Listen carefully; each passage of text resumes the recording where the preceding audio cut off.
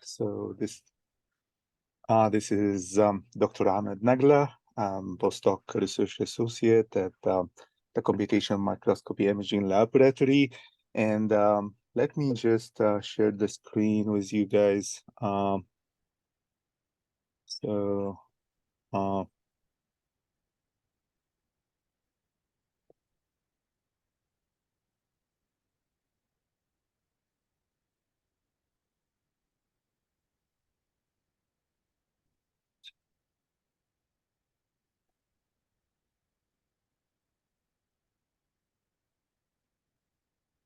so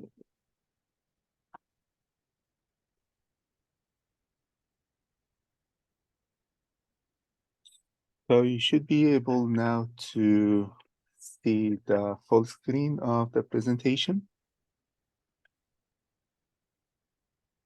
Yes, we can see it. All right. So, so first of all, welcome to this week of research experience. And at the beginning of this, I'll be introducing you to the research we're conducting within our lab, the Computational Microscopy Imaging Laboratory at University of Florida. So I'll be providing this introduction on behalf of Dr. Pinaki Sardar, the CMIL Lab Director and the Associate Professor of Quantitative Health at the Department of Medicine, University of Florida. And also he is Associate Director of the Intelligence Critical Care Center, IC3, at University of Florida. So, what are our philosophy in the CMIL lab? So we are interdisciplinary laboratory. We are developing computational algorithms and softwares that analyze digital microscopic imaging. But the concept behind those softwares actually that we are developing them to be innovative, and also we wanted to contribute to the educational process because we believe that AI cannot work independently. So human interaction with machines and with the computational models is what makes it real impact. So we are as I highlighted earlier, interdisciplinary laboratory. So what is the field of study that we are working on? So the field of study that we are working on is that we are studying how to better understand the biology using AI and using computational modeling. So we do computational modeling actually across different levels, starting from biochemistry. So we do modeling on the biochemical level, and we move through the microscopic anatomy towards the clinical domain, where we connect the different sources of information and data towards better diagnostics and treatment.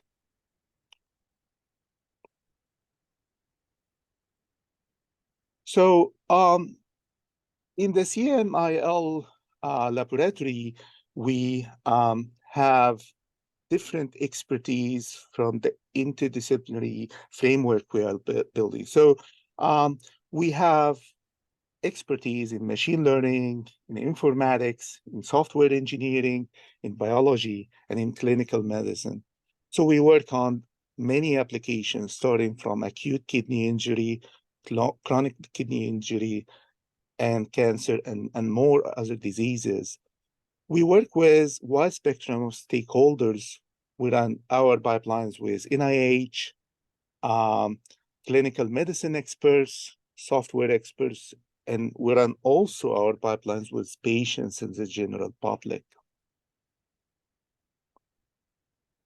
So our collaborator in the CMIL includes NIH, top universities such as Johns Hopkins, UCSF, Vanderbilt, Indiana University, and Seoul University.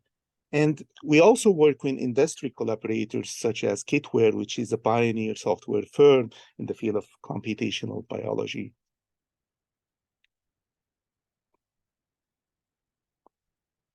So if we go to our primary goal, we aim for innovation. We develop novel computational methods to study and understand the microscopic anatomy of tissue. So we use state-of-the-art technologies like spatial omics to perform our analysis. So actually, our methodologies work directly on the clinical and application side. So we work on studying, for instance, diabetic kidney disease, for example, and that's our primary focus. But we are expanding to study kidney transplant, liver transplants, and other hot topics in the field of clinical medicine. So if we summarize our work, we can say that we are contributing to the field of precision medicine, at which we enhance the capabilities of diagnosing patients precisely, and thus we aim to contribute to their treatment and management treatment pathways.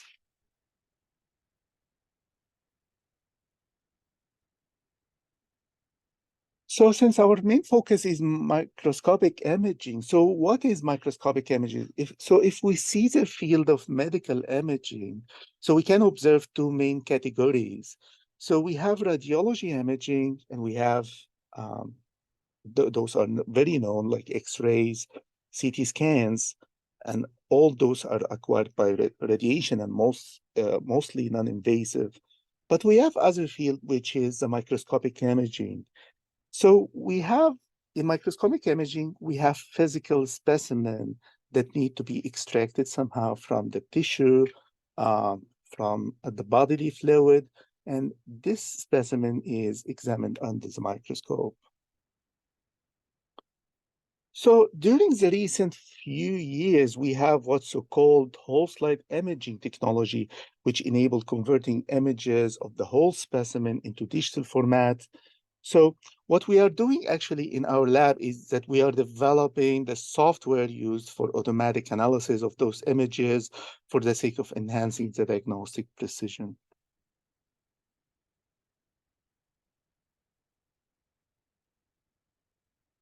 So let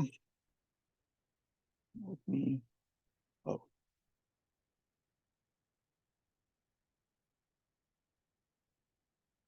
So we said here, like we are using the microscopic imaging data. That's our main source of data that we are using here. So we use actually different AI approaches in order to process these microscopic images.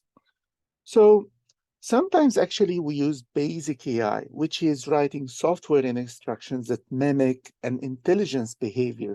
So this actually is very useful in designing user-friendly softwares. So we sometimes need to develop visualization. We develop web-based software. So we wanted to make sure that those software behave in an intelligent way, in a user-friendly way. So we sometimes use basic AI, which is just writing software instructions, very basic software approach.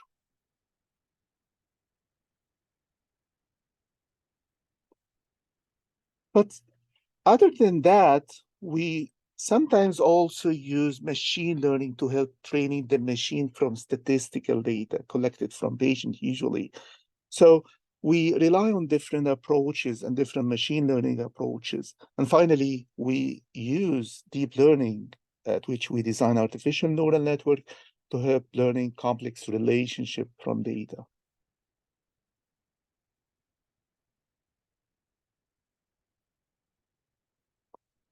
So at this point, I wanted to go through a quick overview over some of the projects running in our lab. So I'll start with this great project by Akshita. She's a member of our lab and also PhD fellow in Biomedical Health Informatics program, OP, at University of Florida. So in this project, we use dual stain histological images in order to automatically assess the chance of renal transplant rejection. So after kidney transplanted into patient can suffer from kidney failure due to kidneys not capable of functioning in the new body due to what's so-called antibody-mediated rejection. So what we are doing in this project is we are using AI to help physician determining the likelihood of kidney transplant rejection and therefore going through the appropriate treatment pathway.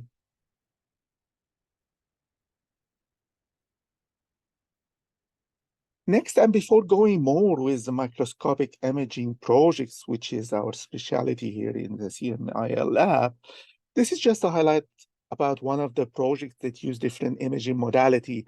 And this is a very great project by Dr. Wenbin Guo, a new postdoc joining our lab. And here we use actually color fundus imaging and fluorescein angiography to detect retinopathy of prematurity, ROP. So this actually is a disease that can affect the retina in the eye in newborn infants, and it can cause visual impairment and can cause loss. And by employing those artificial intelligence pipeline and computational models, we combine features from both modalities, and we provide new biomarkers to the physicians to help enhance the accuracy of the diagnosis of disease. So we are contributing to minimizing the unfavorable outcome and unfavorable effects of these diseases.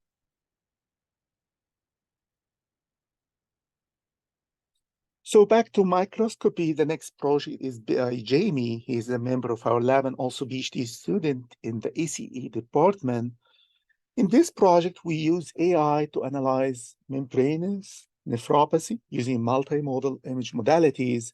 So we use both histology and electron microscopy imaging, and we develop artificial intelligence model and deep learning model to combine features from both modalities to better understand these types of disease. And as you see here, we are combining different sources of data, and we are developing multiple artificial intelligence techniques in order to better enhance the accuracy, diagnostic accuracy, and to better enhance our understanding for diseases. So next project is by Miles. He is a member of our lab and also PhD student in the ECE department. And in this project, we study the difference between typical diabetic nephropathy from atypical diabetic nephropathy. So in this, we are studying the different types of diseases. So we are dealing with what's called precision medicine. So we help deploying those artificial intelligence models to better understand the biological markers and the complex relationships between the biological markers towards this diagnostic analysis. So here we use a BAS-stained histology imaging and combine the multiple features from those BAS-stained histology imaging in order to understand the differences between those two types of diabetic nephropathy.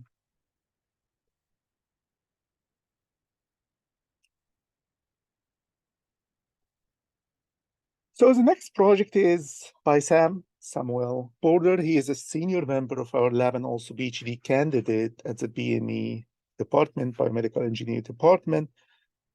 So Sam's work includes three great projects. So in his first project, he developed a graphical user interface that do quantitative analysis of histopathological structures.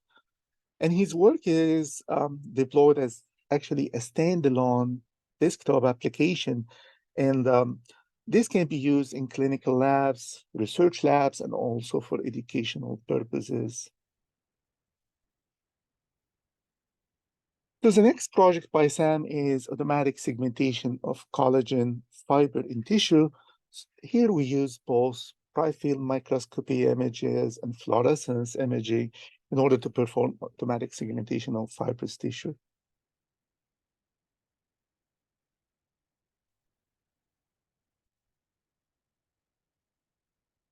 So the next project is a cloud-based software tool that do fusion between histology imaging and spatial transcriptomics. So spatial transcriptomics actually is as if we are doing genetic sequencing overlaid on histology imaging. So we have those histology images.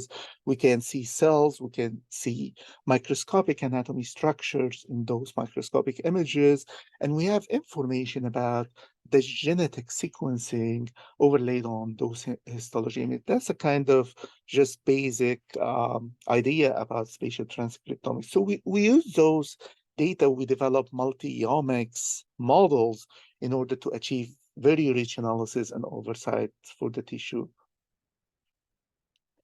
So you can see here this prototype by Sam. If we just go really quickly to that one, let me stop sharing.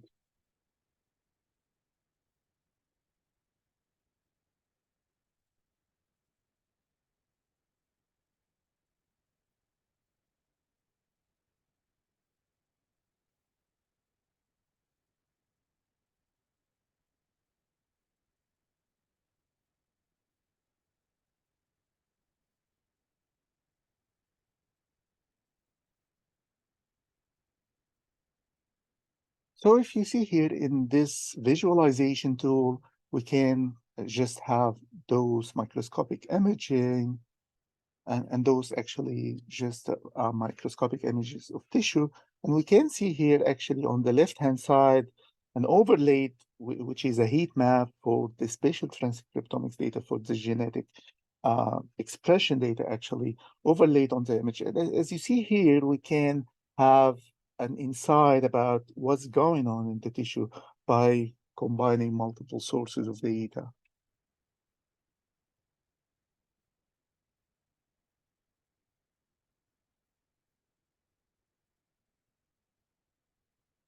So if we go back to this one.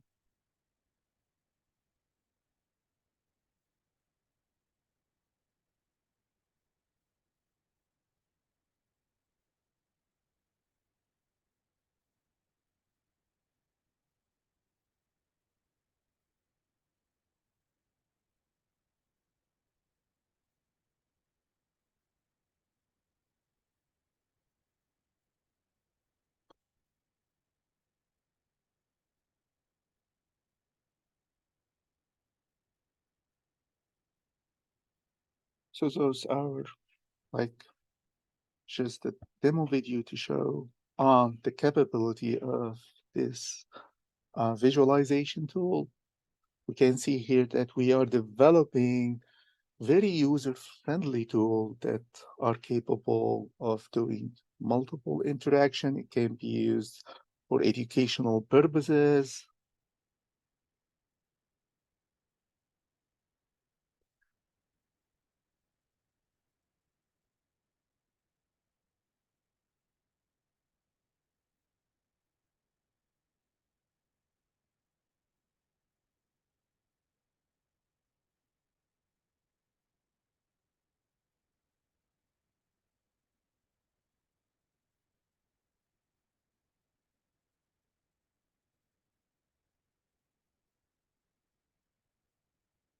So the next project in our lab is by Nicolas Ricciarelli. He is a senior member of our lab and also PhD student at the biomedical engineering department.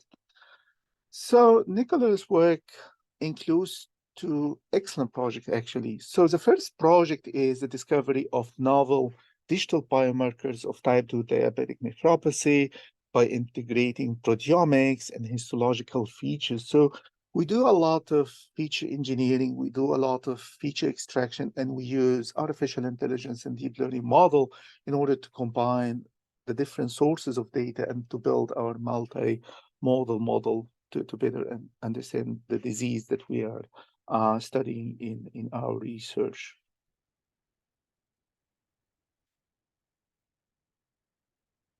And the second project actually is performing H&E to codec cell mapping. So actually, we highlighted earlier that we are having histological images, which is the microscopic images that we are having, and we're having also a kind of omics data. There are different types of omics data. We have the spatial transcriptomics, that's a kind of sequencing that can be applied on the images. And we have also the codex omics data, actually, which is a kind of indication to proteins that are associated with each type of cells. So here we are using kind of generative model. We are using a kind of virtual reality thing, or virtual codecs, so to perform mapping between H&E to codex cell. So we take histology images and input, and we produce protein signatures of cell, um, which is something actually very revolutionary, and we are kind of minimizing the laboratory work by replacing this into, if we can say it, in silico models, which is we are replacing the laboratory steps by computational models that can be applied on computer, and we can do simulations that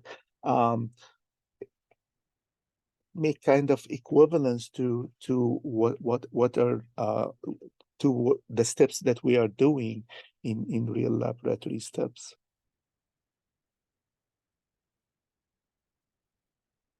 And finally, our lab work is part of KPMB, which is a Kidney Precision Medicine project. And actually, we are studying specific kidney diseases like AKI, acute kidney injury, or CKD, chronic kidney disease. We are part of this. We are part of the mapping that are developed here in this consortium. We are doing integration actually with the map developed by one of the research groups at Harvard, led by Dr. Nils Gilsberg. So you see here in this visualization, they are developing um, um, molecular mapping software tools that do mapping between histology and the molecular signatures of tissues, the molecular signature of compartments of tissue. So we are part of this consortium project, and we are developing our artificial intelligence model towards helping the communities and helping the kidney communities and other communities toward their goal and towards enhancing the precision medicine. So I guess this was really a brief presentation about our work, but I will just switch to kind of prototype that we are currently developing on uh, our University of Florida platform. So if you see now, let me.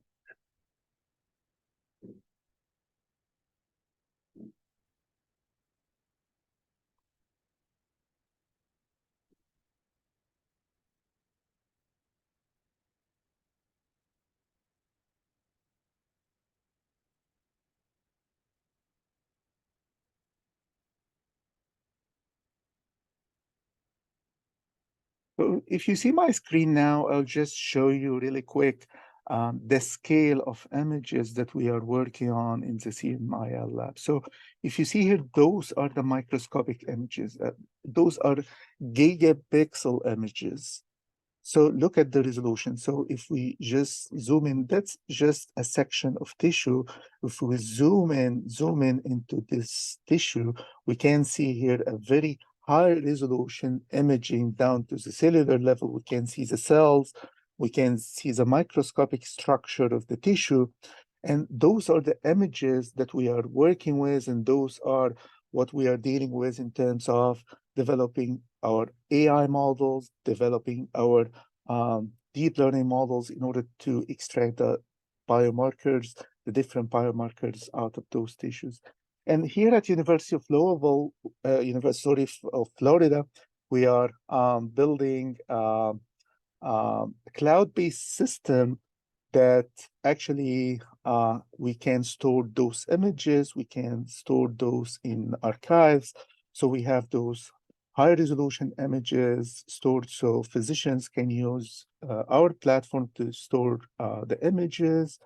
And as you see here, we can do analysis, and those analysis can be performed on the cloud. I'll just show you like just one of the models that we are working with. We have here specific part of tissue called glomerulus. So we have here multiple glomeruli in the renal tissue. So what we are doing here, for instance, that we are doing automatic segmentation of this of these structures. So if we just go really quick through this, I'll be presenting to you guys through this week more details about moving through those models, but just for the sake of quick introduction to our lab. So those kinds of tools that we are providing here, we are developing those kinds of tools that do automatic segmentation, automatic analysis in those microscopic images, and we are doing all kind of analysis and all kind of processing that will eventually help in understanding better understanding the biology, and also better going towards the diagnostics, accurate diagnostics, and towards the better treatment option for patients. So I guess that was just a quick introduction to our work here, and yeah, please let me know if you have any question.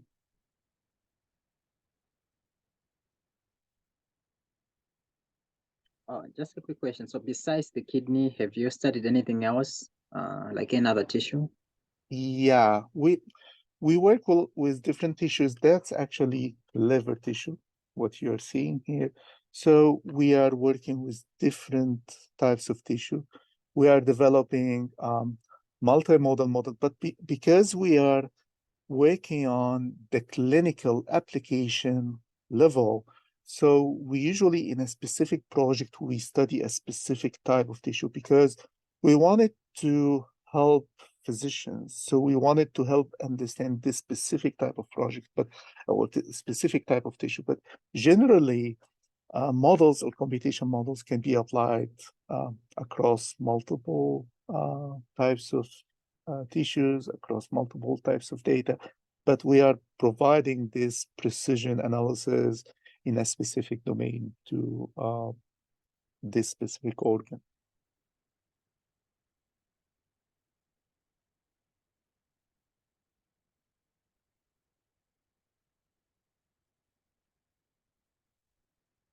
So any other question? Feel free to, to discuss. That's actually the introduction session. So I hope that I'm just giving you guys a brief introduction. There are a lot of details. We'll be going through many details related to those topics, but this kind of introduction, so feel free just to ask to kind of set expectation about the details that we'll be providing.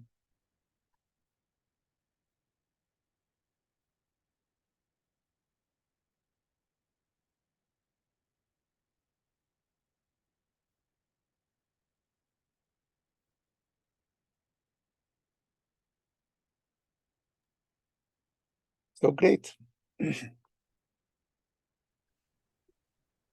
Thank you so much, Ahmed, for that presentation.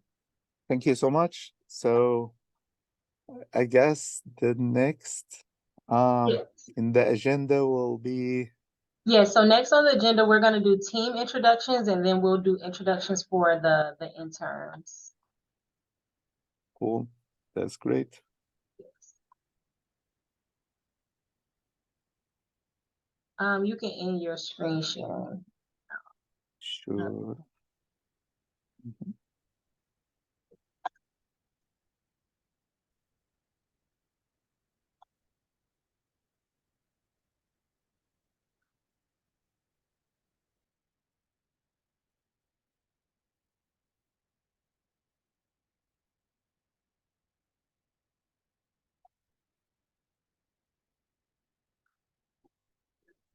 Okay, hi everybody. So my name is Kimira. I am the research and evaluation coordinator for this project. I'm your main point of contact. So I'm the one who's been like emailing you guys and sending you all the information. So we want to welcome you to CIMAP for HUBMAP, the spring break research experience. First, we're going to start off with team introductions, and then we'll move on to the intern introduction. So CIMAP for HUBMAP, CIMAP stands for Computational Image Analysis Platform. It is an undergraduate research. This is an undergraduate research experience that will allow you to join an interdisciplinary team, as well as explore artificial intelligence projects, which merges AI and machine learning. You will go over computational pathology and cell biology, as well as health services research.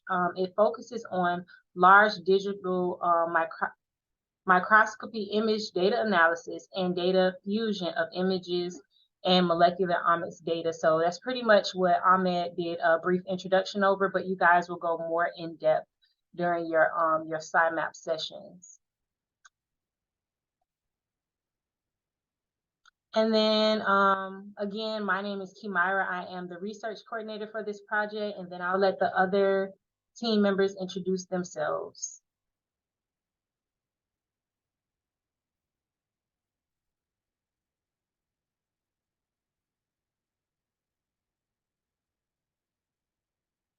Nick, do you want Yes, to? well, yeah. Yeah, so hi everybody. I'm Nick. I'm one of the PhD students in Panaki's lab. Ahmed just went over a few of the different projects that I work on. So I'll be one of the students here, running some sessions and helping you guys out. So it's nice to meet you all. Not sure if Sam is still here. Okay, I think Sam is here. We have a few more team members. Some of them couldn't make it for the introduction session, but you will meet them as the time goes on. So we had Sam Border. Some of his research was presented here by Ahmed. Dr. Panaki wasn't able to make it, but he's kind of over the CIMAP lab. You guys saw Dr. Yulia in the very beginning. That's who I work under, but all of these team members will be responsible for different parts of the spring research experience. So you'll see them kind of pop in and out as we go. Interns, do you guys want to introduce yourselves?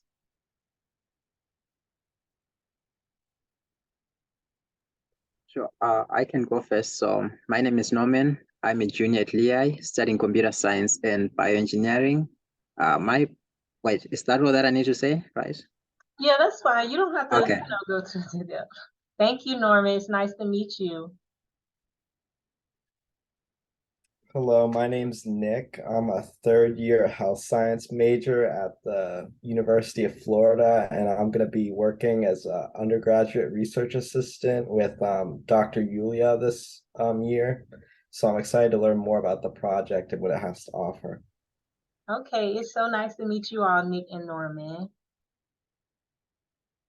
Okay, so this is the schedule. You guys should have gotten it via email. If you don't have it or can't find it, I can email it to you again. But this is just an overview of what we'll be doing throughout the week. So we kind of went over orientation and introductions. Our next session, we're going to talk about the responsible conduct of research training.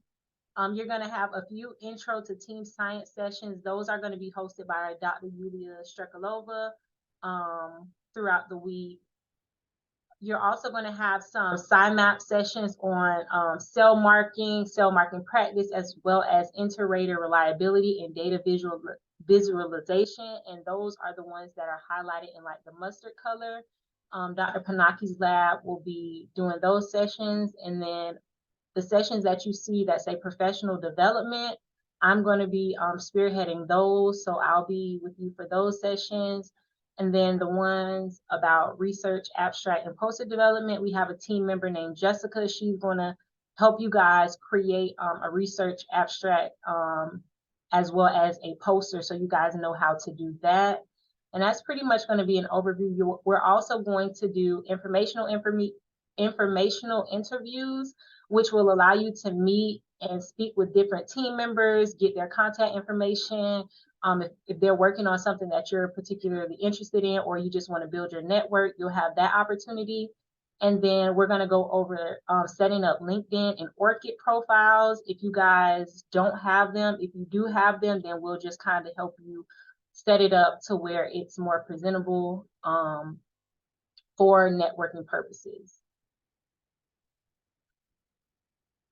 So some of the things you'll be doing with the CIMAP lab will be cell marking, training and practice, inter-rater reliability, as well as data visualization. The intro to team science, you're going to do interdisciplinary research, collaboration tools, conflict management, communication, as well as strategic team science. For professional development, you're going to do research focus, resume development, LinkedIn and ORCID profile setup. We're going to work on your elevator pitch, conduct informational interviews, and then you guys are going to have the opportunity to shadow one of our meetings, and you guys should learn a lot there, as well as be able to connect with different members of the team who aren't necessarily a part of this experience, but they attend the meetings.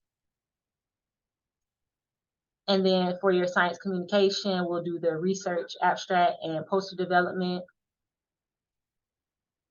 Do you guys have any questions about anything?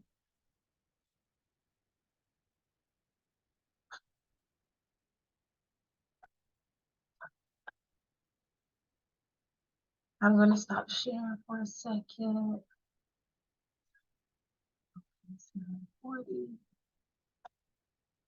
Team members, do you guys have anything you want to add or say to the interns? Our next session doesn't start until 10. So if not, we can do a brief break and meet back at 10. Okay. So you guys can take a quick break and meet back by 10 for our next session.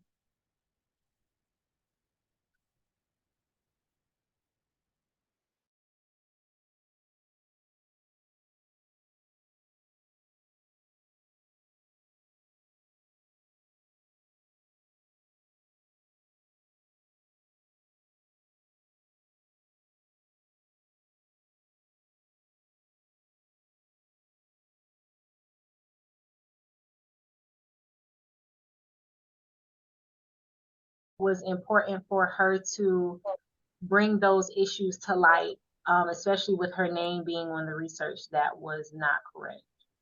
Okay, Myra, let me interrupt you. So what was challenging in all of this, right? So we're exposing you to those situations for a reason, obviously. And NIH requires all of the trainees, and all of the federal agencies requires trainees to go to it. Maybe let's stop. We know the obvious answer. Yes, she should have done that, right? But what makes it difficult? Try to maybe put yourself in her shoes, and what would stop you, or what would create a challenge for you? I think it was the culture of the whole lab and the way that it was kind of set up. Like it was kind of like a toxic environment where they kind of discourage discourse and like challenging certain ideas. And I think that stems to the culture of the lab in the video. Yeah, I would also say probably other students are afraid of the backlash, like the negative effects of trying to bring an issue like that is against the principal investigator. Maybe they know that the investigator is going to behave like in a certain way that might be negative towards you, and that might avoid you, like prevent you from graduating on time. So other students might try to move away from exposing that issue. So bring out that issue, I think it might be a difficult situation in that scenario.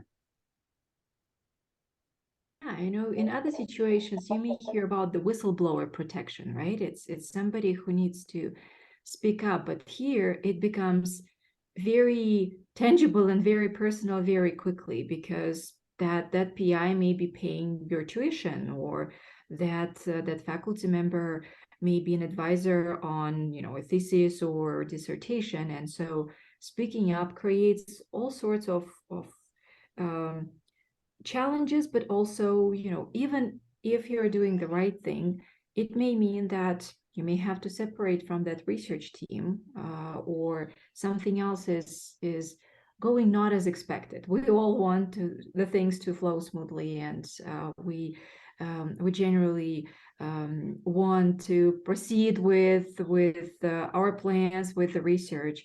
So that is what makes it challenging. And of course, some of the videos that you saw, they're a little exaggerated, right? It's in your face, it's so obvious, and it is done intentionally, so it's easier to spot it. But there could be many of those, decisions, whether they're, straight out ethical decisions, or just, okay, do I do it?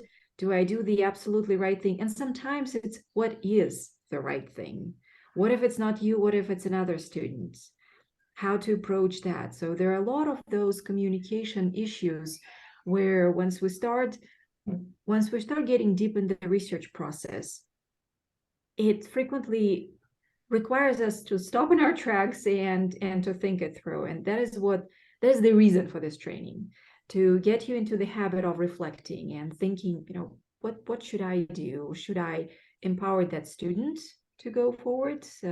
Should I, take it on to myself to bring it up? Do I see the situation correctly? Because maybe there's also something else that is going on. All right, sorry, Kimira, back to your questions. No, you're fine. You're fine.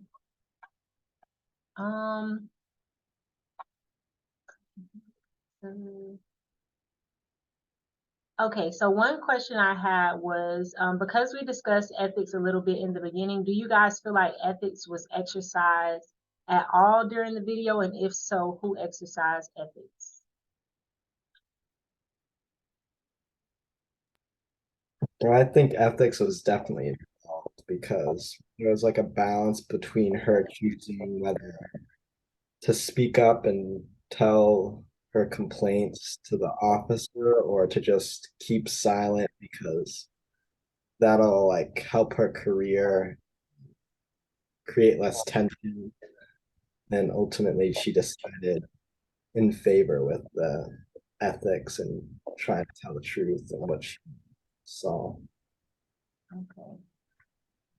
Yeah, I think the whistleblower probably practiced ethics. Then that guy, we wanted to force this other lady to sign a paper without reading. I would say ethics was not involved, just was, she didn't they didn't try to explain the whole thing. They just wanted them to sign. So I would say ethics was not practiced on that side.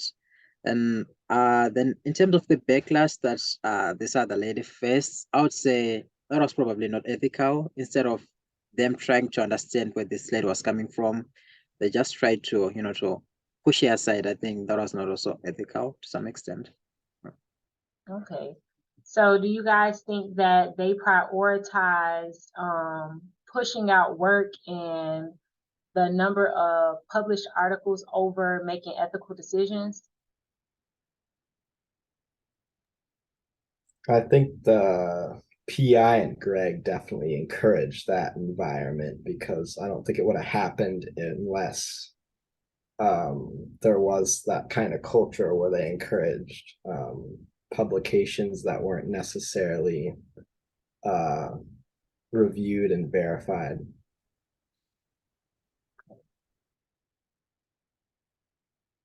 Dr. Strekalova, did you have any more questions for the interns? No, I think we wanted to give you this introduction for summer internships, for longer term internships.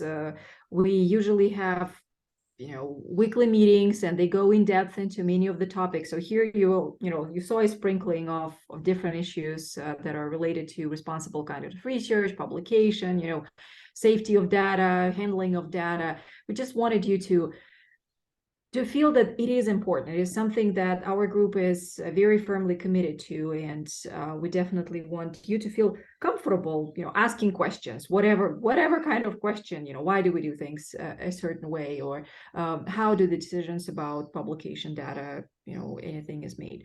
So let's take a quick break, and when you return back, I will talk about team science. I will try to make it as interactive as possible for you. And the reason why we're sort of load you with all of those, let's talk about science before we move you into starting to do some of that in the afternoon, is we want to give you an orientation so that it's not, here are some cells and here's some software and this is what we do, right? So that we give you that early ramp up into the cell marking, into other research, and then Anika and Sam and Miles will be spending some time with you in the afternoon. So let's take 9-ish minutes, come back at 11, and we'll keep on talking for a little bit more, and then you'll have a lunch break, and then you will be seeing other people on your screen.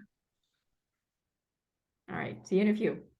Because this is remote, and we're asking you to sit in front of a computer. So Norman, I was very glad to see that you sat down, which means that you stood up before, and hopefully stretched, and do some of those things.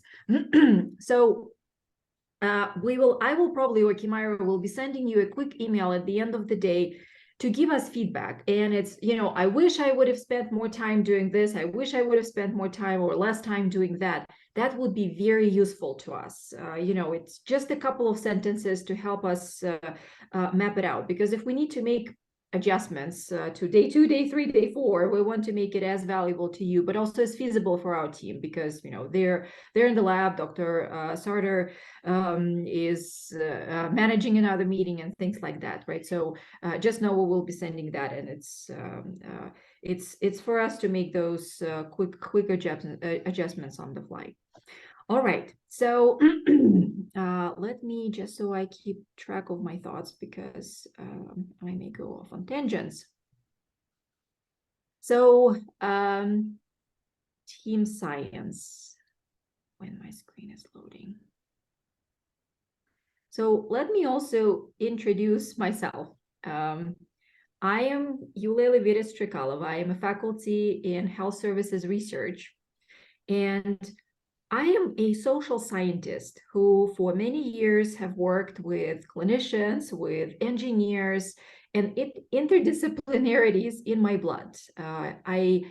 By this time, I am comfortable being uncomfortable. And what I mean by that, many times I don't know the terminology that my collaborators are using. And then, over the course of collaboration, I will learn that. Sometimes it is completely out of my field of knowledge and expertise, but at the same time, it allows me to recognize that I have expertise that I'm bringing in, and it always that, constant learning, never-ending process of learning from my colleagues, because they're spending all of their, time and reading in other areas. And to me, that in itself is absolutely amazing, just that opportunity to work with teams of scientists from other disciplines, from other fields, and hearing how they think. But also it sometimes creates some challenges, because what I feel is important, or my approach to doing things, focus on theory, focus on conceptualization, could be quite different. To give you an example, my husband is a nurse anesthetist, and when he and I were trying to do some research and introduce some measurements in the field where he is working, I said, well, here is this validated instrument. There's a survey that has been developed and applied in different areas, and it has about 30 questions, and plus we would need to measure demographics. And he says, no. We're talking about patients who are recovering from anesthesia. You can ask 3 questions. That's it. I said, well, no, right? This is very limiting, right? So sometimes it's procedural differences. Other times it also could be conceptual. What is important? We talk about qualitative, quantitative research. Is it all about numbers? Is it, what is the role of words, coding, application? So there are all those different aspects and facets, and it can be frustrating at times or very exciting. And it's a matter of perspective. And that is also the reason why we embedded team science into your experience to give you those perspectives, to allow you to recognize when sometimes communication is challenging and why, because there is also a lot of similarities in how teams develop, and allow you to be ready and have some skills around that area too. So let me ask you, what is your experience with teams? What comes to mind? Just give me, elicitation. Normal, I'll start with you. You're first on my screen. Okay, so when you talk about teams, you're just talking about a group of people who are working together towards achieving a common goal. Mm-hmm. Mm-hmm. Nick, what about you? I guess the first thing that comes to mind is like kind of like group projects and like working in a team to like get a assignment done or something, just from the perspective of a student. Mm-hmm.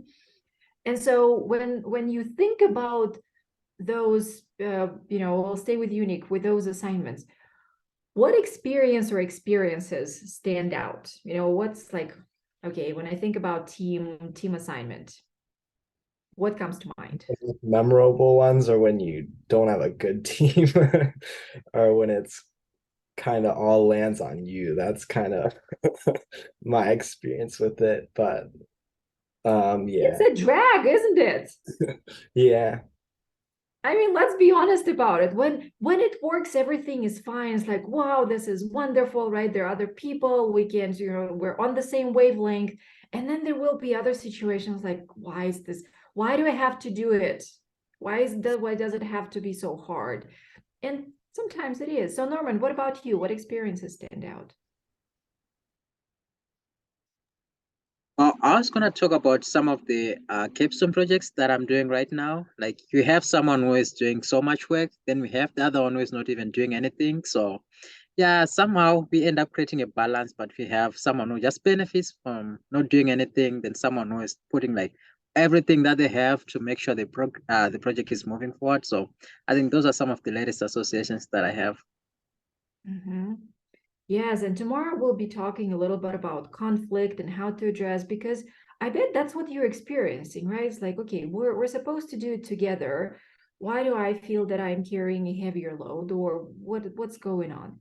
So yes, that is absolutely real. And that is real not only for the class assignments that you have to complete, and sometimes it's like, I wish I would have just done it on my own because I would be done already, and now my grade depends on other people.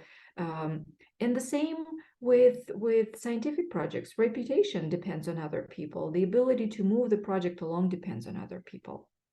And of course, there are all those interconnections. That's why I have that image there, where it's not only an individual, PI, but then it's PI and students and other collaborators, and some of them are also faculty in their own right, and they're conducting their own research. So how do we even start thinking about all of those issues? So you've mentioned something, group versus team, and that is absolutely true. That's it's a group of people. But what do you think differentiates a group versus team? So I have, here I have some images.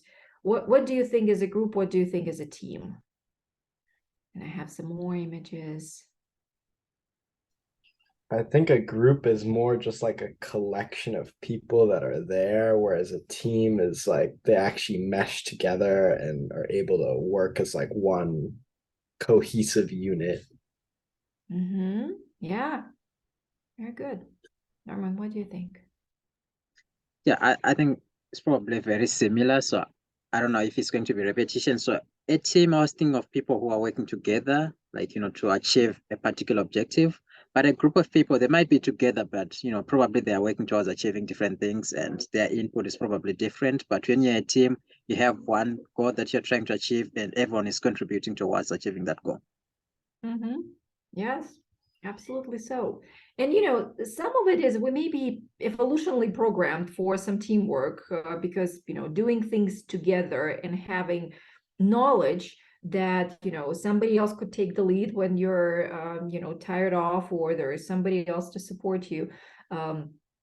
teams seem to survive better than individuals. If we go and look in nature, there are very few absolutely solitary animals. Even when we think about, the lone wolf is not really, there is a pack close by, right?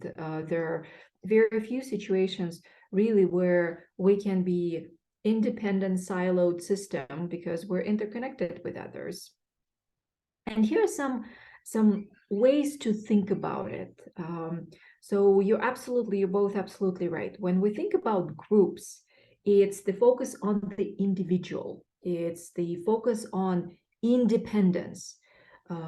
It's the focus on what is the individual product, individual, I don't know, paper, individual, this is my task, right? All I need to do is just this task, and I really, everybody else's responsibility is their responsibility. When we start moving to teams, first of all, and here it's third in line, but to me it's probably the first, there is a shared identity. It is us as a team. So that then drives the understanding that even if I do my part, even if I complete my thing, if the team altogether is struggling with something, well, it's I am part of that team. There is a collective product rather than an individual task that somebody needs to produce. And of course, also the recognition that reward is not individual, but it's collective. In your classes, that's what your professors are doing. They're saying, that will be a team grade. You all will be receiving the same grade. But sometimes we don't stop to really think of what do we learn from that experience of muddling through a team project and, submitting it. And sometimes it feels that somebody takes the lead and they burn the midnight oil, and somebody is a freeloader or doesn't contribute as much. So that then boils down to, how do we resolve conflict? Is it reactive, where only when something bad happens or when somebody's not performing, we start to address those issues? Or is the conflict actually expected and it's proactive? And when we talk about expected conflict, it comes from the recognition that we are different. We have very different perspectives. We may be doing things differently. And at some point, we will clash, right? Somebody in our research, it may be as simple as, where do we store files? Do we use Dropbox? Do we use Teams? Do we exchange by emails? Do we use email as our main source of knowledge exchange, or do we schedule meetings? How do we schedule meetings? Are they short? Are they long, right? Those are seemingly basic things, but then they add up to the overall communication and to the overall culture of the team. How do we know to do things? And is there a main leader of the project, and does that person make decisions, him or herself, and then distributes them? Or is there an expectation that decisions will be more interdependently discussed? And even though I give you those classifications, it's not that it's one or the other. When you've seen a team, you've seen a team. There are many different permutations to this, and depending on the goals, depending on the situations, there may be more of that, really cohesiveness and interdependence and the ability to spend time together to build it. And in some other situations, it may be more, almost more autonomous, where people know what they're doing. They're coming together. They're making sure that they're moving toward collective goals. But also there could be more independence in how day-to-day tasks are being achieved. Usually it's for teams that are more mature, that have already worked together, and also when there is very clear understanding. What are we hoping? What are we getting to? What are the tasks that we need to achieve? And I also want to give you a couple of definitions that are important. So first of all, team is two or more people. It doesn't have to be large, right? Two people working together could be a team, but they can also be just a group, right? When to your comment, Nick, if people are really just doing their own thing, when they're very independent, yes, at the end they will turn together. If you've been in situations where you write an introduction and I will write the methods, and then, we'll meet together, we'll talk about the results, and then we'll write the discussion, or you do the PowerPoint and I will do the write-up.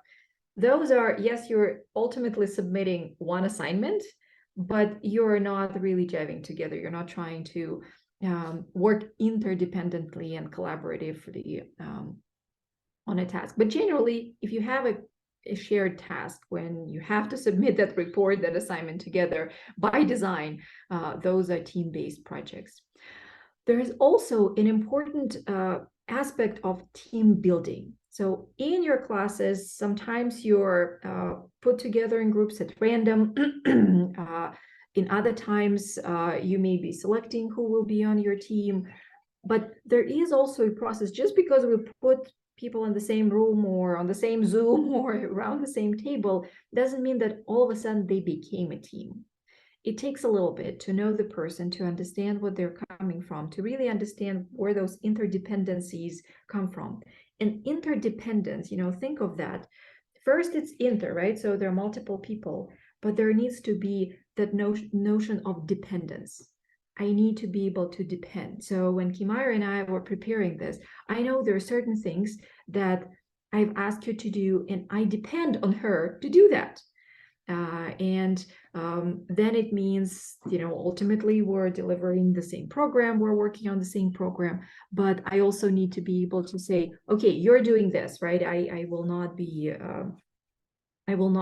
tracking that as the main thing that I'm doing. And then there is team management. So when you talk about, somebody is not doing their work, well, at some point, somebody either needs to self-nominate themselves to be a leader, or have that group discussion of how are we doing, how are we making sure that we're not a group of individuals, that we're building that cohesion, and how do we bring accountability? If somebody is not responding to emails, if somebody is not participating or missing meetings, they are late with their assignments, how are we going to address that? And articulating, talking about that makes that process easier, not necessarily simple in terms of, there will still be whether it's, emotions involved or bringing somebody and owning the process, but teams need to have that glue, that management component in order to work effectively and efficiently. Why do we talk about teams in science? There is some research that shows, first, research becomes more and more collaborative, and there are some reasons, and I will talk about what those reasons are. But also, it turns out that teams can be more innovative when we bring different perspectives, when there are people with different expertise. They can answer more difficult questions. They can also come up with ideas that are more innovative. They can move the science to application quicker. And that is important, even though in the process, we may have some challenges, and we may have to overcome the conflict, overcome the challenges of communication. The team size is growing. Those are a little dated. I'm trying to find systematic studies or some reviews, but especially in science and engineering, those are the black lines. The sizes of the teams are growing exponentially. The number of projects that are team-based are a lot higher than those that are individually based. And it also tracks with the increase in patents. So patents are being filed by interdisciplinary teams rather than sole investigators. So, you may be, in the past, you may think about Thomas Edison. He filed, I think, 2,000 patents, but it was him, right? It was his innovation, his ideas. What's happening now, there will be multiple people who will bring different expertise. It may be a doctor and an engineer. It may be a philosopher and a computer scientist who are, thinking about how do we think about ontologies, what is there for the computer to learn. And then social sciences are definitely picking up. It seems like the arts and humanities, there's still focus on individual expression, but even that field is changing. And here I have a quote from a paper that was published in journal Science, and Science is one of the most prestigious and influential journals. And what this quote talks about is the interdisciplinary approach is becoming one of the prominent characteristics of science and represents a synthesizing trend which focuses the specialized research techniques on problems common to a number of separate disciplines. So I will not read the whole quote, but that paper talked about the challenges and opportunities. But what is most interesting about this quote, this is not a recent thing. That paper was published in 1944. Do the math, how many years ago?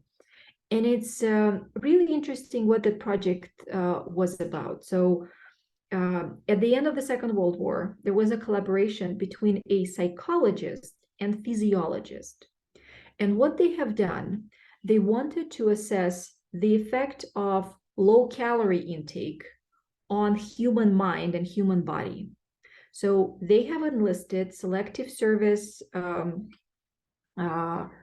participants, right? Those men who chose not to bear arms but to serve their country in a different way. And you've very briefly talked about the ethics and the informed consent. So I'm not sure this study would have been possible today, the way it was implemented. But they were given a low-calorie diet. They were kept on low-calorie intake, and just to give you an idea, they were given about 1,600 calories for grown-up man. You need 2,000 to 3,000, depending on the physical exertion and on how much energy is being used. So they were given those low-calorie intakes, and for several months they lived together and they were followed. They were their thinking about food was examined. Also,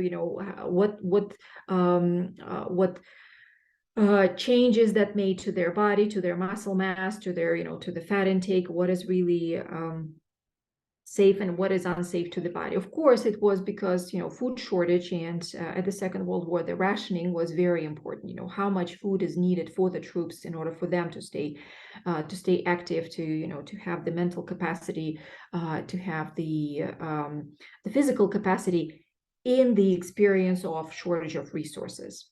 That was very groundbreaking and eye-opening research. There are some oral histories and there are some diaries that some of those participants kept, where they would walk by a bakery just to inhale the smell of food, and some of them became delusional and they were hallucinating about food, even though they had a moderate but still the amount of calories that was feasible for them. The reason for me to describe that study is to give you an idea that it really required a collaboration between a psychologist and physiologist. They came from understanding and from the knowledge from their disciplines, because obviously, when the person is walking by the bakery and they're sniffing in the smells of bread, that is something that we need to process cognitively, right? It is something that is happening to our psyche. Whereas the amount of food and the kind of calorie intake was measured by a physiologist, and they were the first team who said that we really cannot answer the question how much calorie is enough if we don't consider both sides of that.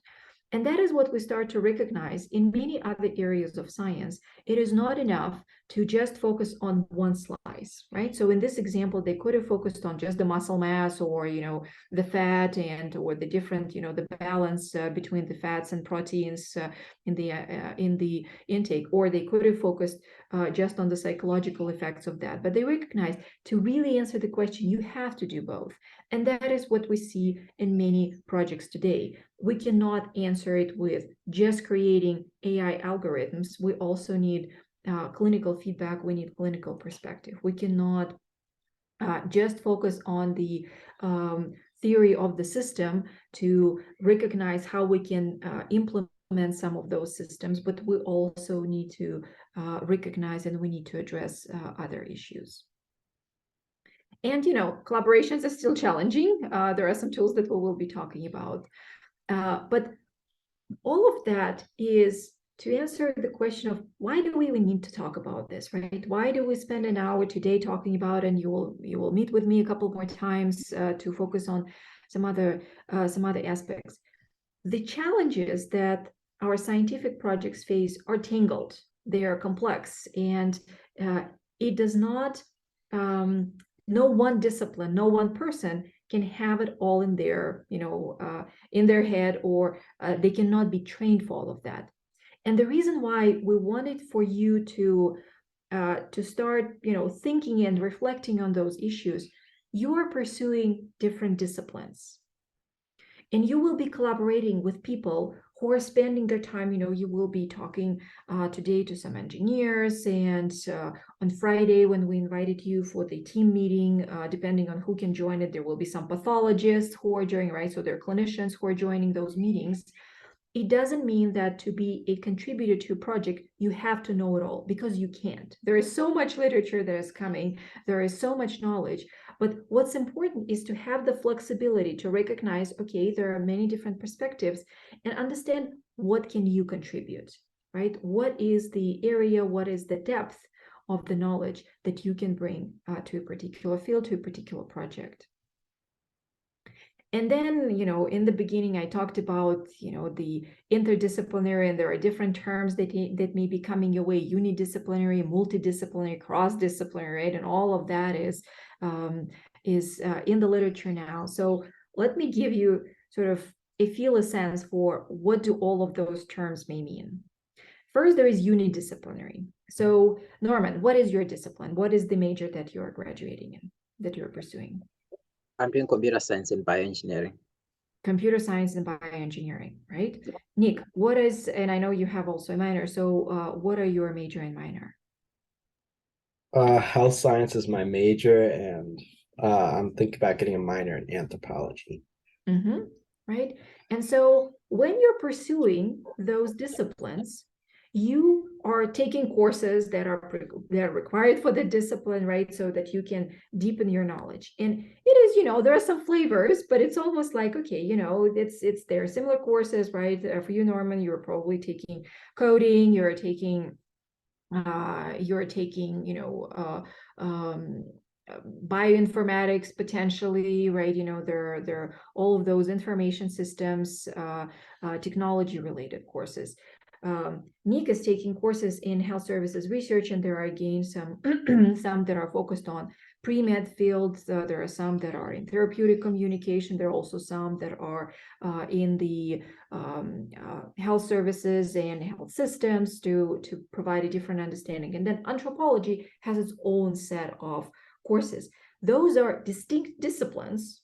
When you tell anthropology or computer science, I have a pretty good idea if it's an apple or if it's, if it's a banana. And there are flavors within that, but they are, more of the like. And that is that unidisciplinarity. Then we talk about multidisciplinary, and, that is like putting different pieces, right? Different, I'll stick with the food analogy, in the same bowl. So what Nick had talked about, if you're pursuing anthropology and health services, they will have their own disciplines, and now you're combining them, right? And you see, oh, here I'm taking this minor, here I'm doing this. I also, sometimes I see students doing, okay, I'll do minor in biostatistics, and then I'm doing my majors in computer sciences. But again, you can see how there is one sort of one degree plan, here's another degree plan, right? And they're distinct, and hopefully they're complementary, so that when they, we can put them in the same bowl and it makes sense to have them together. But they don't really mash much. Then we talk about interdisciplinary, and that is where we're starting to interacting and combining. And that is where, with a spoonful, you may have different flavors. In courses, what we sometimes see is when you have electives for your minor, and that may be crossing different disciplines. It's like, okay, I am talking, to people in one discipline, but they may also bring different perspective. This is also where we start seeing those disciplines that are bioengineering, right? It's the engineering principles, but they're applied in a particular field. health services research or health policy. So, policy is a field that grew out of government and public policy, but now we're adding health. So we're combining it with what we need to know about health systems, health delivery, clinical operations. But when we talk about those interdisciplinary combinations, we can still see what is engineering, what is health application for that. They're in a food salad, there is some combination, but they're still somewhat separate. We can, when we talk about interdisciplinary teams, we can see, okay, here's an engineer, here's a data scientist, here is a social scientist, here is an anthropologist, because they may be doing ethnographic research on thinking how those systems can be implemented. In our team, we have a pathologist, we have a medical imaging in informatics person who is, she is creating images of some of the cells that the team is mapping. So, but you can still sort of separate them. And then we have transdisciplinary. Transdisciplinary is holistic. It gives a different perspective. It's when a whole new discipline is created. And that is where we have a food smoothie, where it's very hard to tell where does it start and where does it end. In my mind, bioengineering, biomedical engineering is moving in that field. That is probably, an area where it's not enough to know engineering concept. You really need to understand the health and application of that. There are some other fields where, clearly it is now so intertwined, it is so intermingled. There are new methodologies, there are new conceptual frameworks that are specific of that new discipline. So we started with apples and bananas, and now they're, it creates a completely different environment, completely different set of knowledge and skills. But back to our earlier discussion of the fields and the different disciplines. When you are training, we still go through those stages. Your training starts with usually one discipline, and then you may add another discipline. And throughout your academic studies, it's very useful to understand, okay, what is my depth, right? What kind of flavor will I bring to that smoothie later on?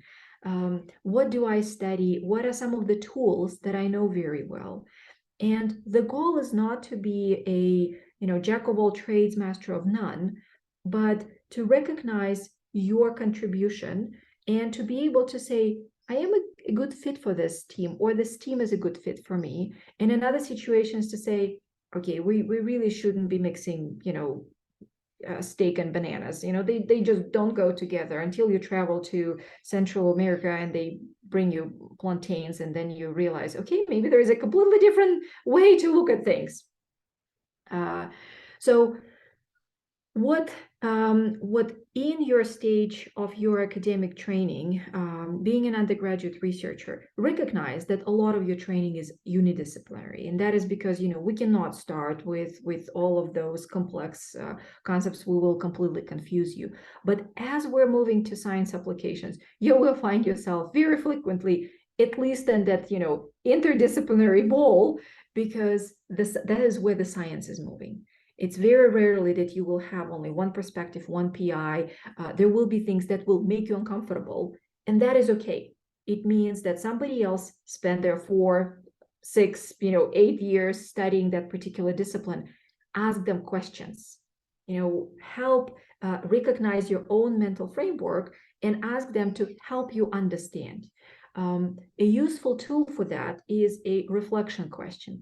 If I understood you correctly, this is what it means. And you will start also seeing that there are some patterns, there are some systems that really translate across different disciplines. So when I talked earlier, I brought you some images from the nature on the evolutionary role of teams in survival. This is not what we study here, but that creates an analogy. Similarly, Norman, you may be thinking about computer systems and how the data flows, and you may ask, okay, but if I understand what we're doing here, right, help me bring what you're talking about to something that the base that I already know. Or Nick, you could be thinking, okay, so in the clinics, right, I did some shadowing. Here are some of the experience. let me try to understand it from that perspective. Or, this is how it may be applied. So you will be in this afternoon, you will be starting to learn about cell mapping and, how it's being done. But ask questions. Why is it important? How does it relate? What is the contribution of my discipline?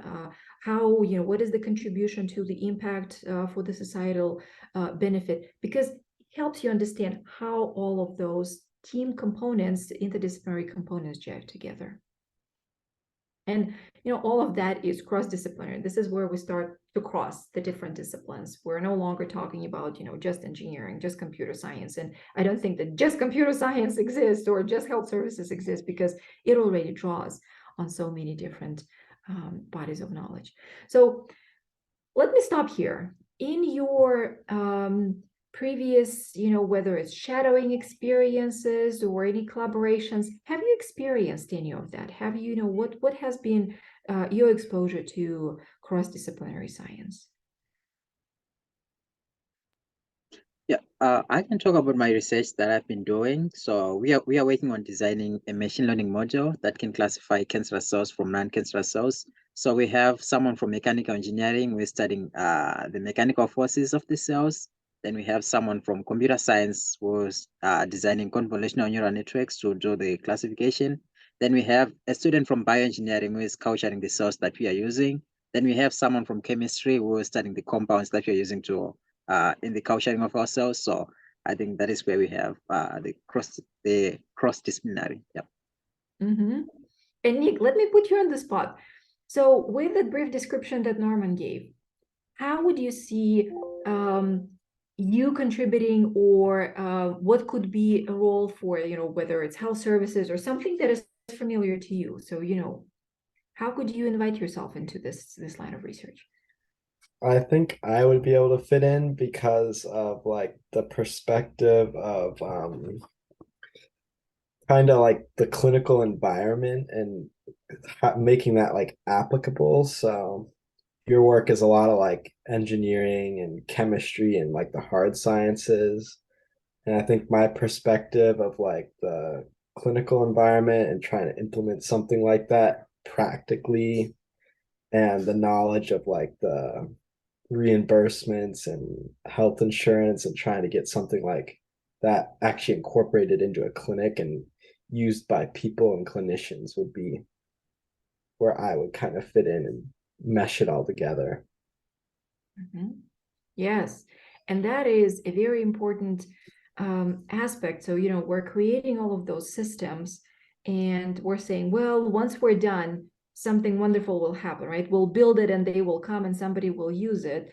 But if we don't start asking those implementation questions early on, or if the development is not informed by the needs in the field, then we may be, digging into a rabbit or getting ourselves into a rabbit hole that may not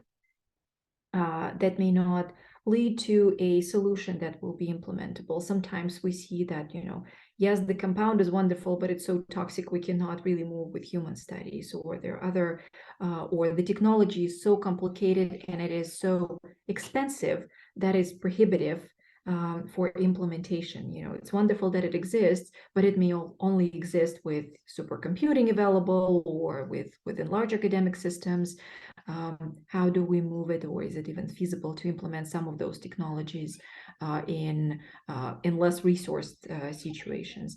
But that also may bring up a question, okay, how do we make it feasible? So for example, Bill and Melinda Gates Foundation, they've looked at and they recognized all of the research on the vaccine development that has been happening. And of course, all of that fundamental science that happened is absolutely essential. But then they posed a challenge. How can those vaccines be delivered at a fraction of the cost, whether it's $1 or even less, so that it can be affordable and it can be brought into mass production? With COVID, we definitely saw a lot of ingenuity. There is a faculty in our university, he's not part of our team, Sam Lampatang. He is a computer engineer who works with doctors for all of his career. And what he developed is a respiratory assistance device, like a breathing device, out of the tools and out of materials that are available in a, you know, like Home Depot home improvement store. You know, some of those were PVC pipes and, you know, some very basic materials, so that those respiratory assistance devices can be put at a low cost, and also in other environments, in other situations where, you know, access to more advanced methods and materials would not be available. So that is where always, you know, poking and asking, okay, you know, how does that apply to my discipline? And at least mentally asking that question. Nick, what about you? What is your experience with cross-disciplinary, interdisciplinary research? A lot of my experiences are kind of my classes. So the health science major is kind of nice because it brings like a lot of people from different backgrounds. So people that are going to be PAs, OTs, MHAs, all kinds of different disciplines throughout the health sector, and kind of hearing all those perspectives in my classes and trying to get a better understanding of the healthcare industry and sector at large. Norman, do you know who PT, OT, and PA are? Do you know what those acronyms stand for? Yeah, maybe PA is for physician assistant. Is that correct? Then OT, Yes. occupational therapy. Yeah, I think I got those two. Yeah, and MPH is Master of Public Health. I stopped there intentionally because there could be some language that is so clear to us, we use it, right? You know, people that we talk to, you know, OPT, you know, OTPT speech, you know, we know, right? We're on the same length because Nick and I are in the same building, and, you know, we know where the floors are, we know who those people are. But then in other situations, people could be saying something, and it's like, I have no clue what you've just said. It happens at all levels. And unfortunately, the more experts we become, the further we're along in our academic careers, the harder it is to ask a question. What did you just say? Because it's face saving, right? We don't want to sound stupid. You know, by now you should have known what it means. And there is one exercise that we sometimes do where we would take abstracts of NIH-funded project, you know, something that has gone through the peer review, something that is now a research project, and we will, you know, just print them out and give people yellow markers, and we will ask them to honestly highlight every word that they cannot define themselves. It's like, I don't really know what it is. Some of those could be, okay, you don't have to know the knowledge of a particular theory or something, but if you have no idea what it is about, or for your, you know, for disciplines closer, if you cannot really define, it means it begs a question. Again, you don't need to become an expert, but if somebody is mentioning something and you start working with the teams, having that psychological safety to stop and say, could you please explain what it means? Or I don't think I fully understand. That is also part of that responsible conduct of research, because if we don't understand, you know, how can we recognize that something is happening? So for your experience this week, absolutely stop, all of us, and ask questions. This is your immersion, this is your, you know, experiential learning, and we want you to be able to really really grasp it all and really immerse yourself. You know, when we start talking about things that are familiar to us, about things that we're really passionate about, it's so easy for us, you know, just to go through. But recognizing that there are different disciplines and different perspectives is very important. And you definitely have the luxury of stopping us and asking, you know, could you please clarify what it means? But I also want you to practice that as a skill. It is a very tough, it's simple but not easy communication skill, where you're saying, could you please explain? Or, you know, face saving, or just to say, okay, if I understood you correctly, this is what it means, right? And you're translating it into your knowledge, into the words that make sense to you, whether it's for your discipline, right? If I understand you, this is how it applies to computer sciences. This is how it applies to implementation in the clinic and clinical care. You know, this is how I understand it will advance. And being in the mindset of reflecting and asking and clarifying would also help you understand, how do we do this interdisciplinary, transdisciplinary research? How do we make sense of that and recognize it? All right, let me see what else I wanted, and I'm being mindful of our time and to make sure that you have a break. Okay, so team science. So team science is more than just collaboration, and there are different levels of sort of interaction, integration. We talk about low levels, and that is what the traditional sort of investigator-initiated research is, where you have one PI, that PI works with their graduate students and postdocs, and undergraduate researchers may be rotating, but it's it's one person's scientific problem, and it is they're really driving that research. It still exists. There are those more narrow focus areas, but usually there is more collaboration, but all that collaboration also exists on a continuum. There are very highly integrated research teams, and you're now part of a very highly integrated research team. I'm a social scientist, we have a medical illustrator, we have pathologists, we have computer scientists, data scientists. So that is where all of those different disciplines are meshing, biology scientists. This is where all of those perspectives are meshing together, and it really takes team understanding to move that project along. But then there are also things in between where maybe for my experience with developing educational programs and developing evaluation, it could be pulled in for somebody who is developing a different type of project, and we're collaborating, we're understanding each other, but we're not as closely integrated, is not as essential for us to really understand every move that the other person is making.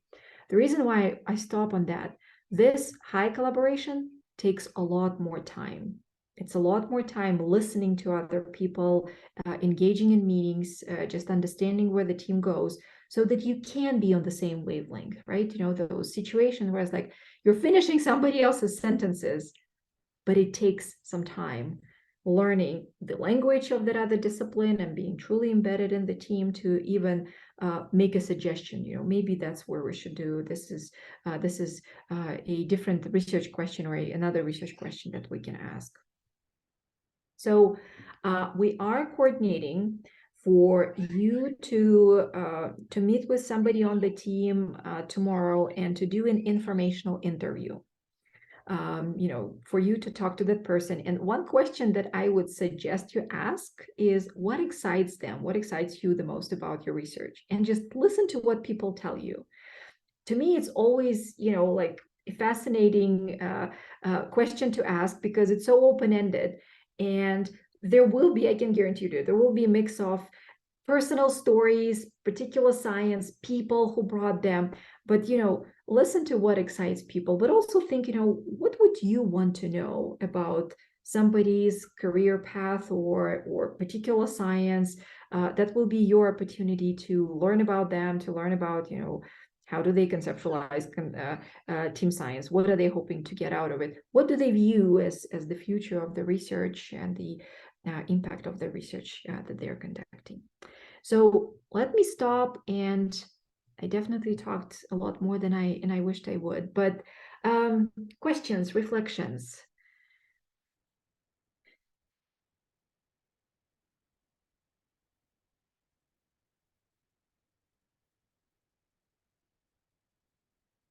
All right, so we will take a break.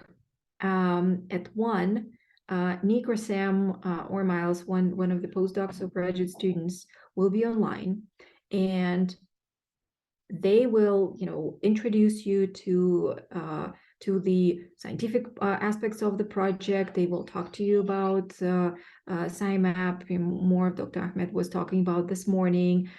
They will introduce you to the software that is being used, and you will go through very different activities with them.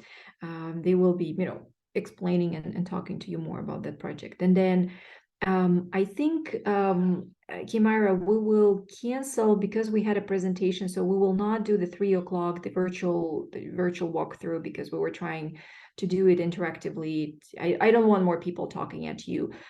If there is run over time, just spend it talking to Nick or Sam or Miles, and again, reflect on how does it connect to what you're learning? How does it enhances your learning experience? How does it prepare you for graduate school? Because that's what we want you, to have as your next academic step. And then you will be meeting with them again on Tuesday morning, and Kimaira will be there to check in that all of everything is functioning properly. And then in the afternoon, we'll talk more about communication for you to think about the research pitch, the resumes and things like that. So we'll be intersecting your scientific knowledge with some of that other career and academic knowledge that we know is very useful. And what we've carved out for you is the time to actually sit down and do, that update on the resume, or sit down and think about a research pitch that you may be, giving.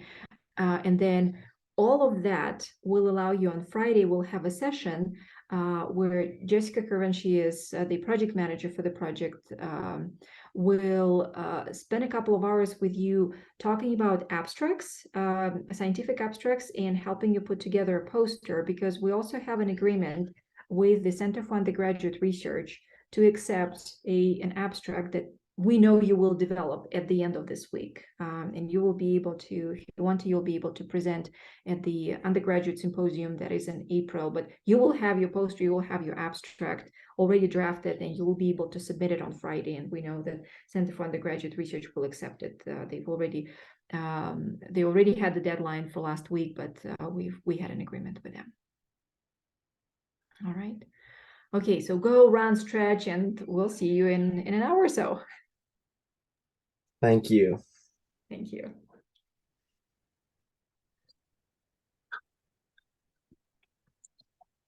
So, welcome to this introductory lecture on computational image analysis. I'm going to start with a few things to sort of motivate the tools that you guys will be using through the week. And then after that, so I'll try to briefly speed through the parts to motivate the tools, and then we'll try to focus more on the actual tools and get some hands-on experience with that. Okay, so let me introduce myself. My name is Miles Tan. I'm a graduate research assistant here at the Computational Microscopy Imaging Lab, supervised by Dr. Pinaki Sarder. I'm also a PhD student in electrical and computer engineering. But prior to my joining UF, I was an assistant professor in the Philippines teaching engineering and biology. So let's get right to it. Like I said, I'm going to start with a little bit of a motivation and overview into what we're doing, and then we'll jump right into the meat of what we're going to talk about today. So, I won't give you the answer just yet, but this is a question that I would like you to think about as we go through the motivation, as we go through some of the concepts for today. And toward the end, we'll try to introduce a couple of methods, a few different methods that will allow us to answer this question. Okay, so that question is, how would you count cells in this image? All right, so this is an H&E image, hematoxylin and eosin stained image of urothelial carcinoma in situ. So this is actually an H&E image where we see cancer. Okay, but we don't know enough just yet to see what's normal, what's abnormal, what these different structures are. But we want to find a way to count cells, whatever cells mean in this context, in this image. Okay.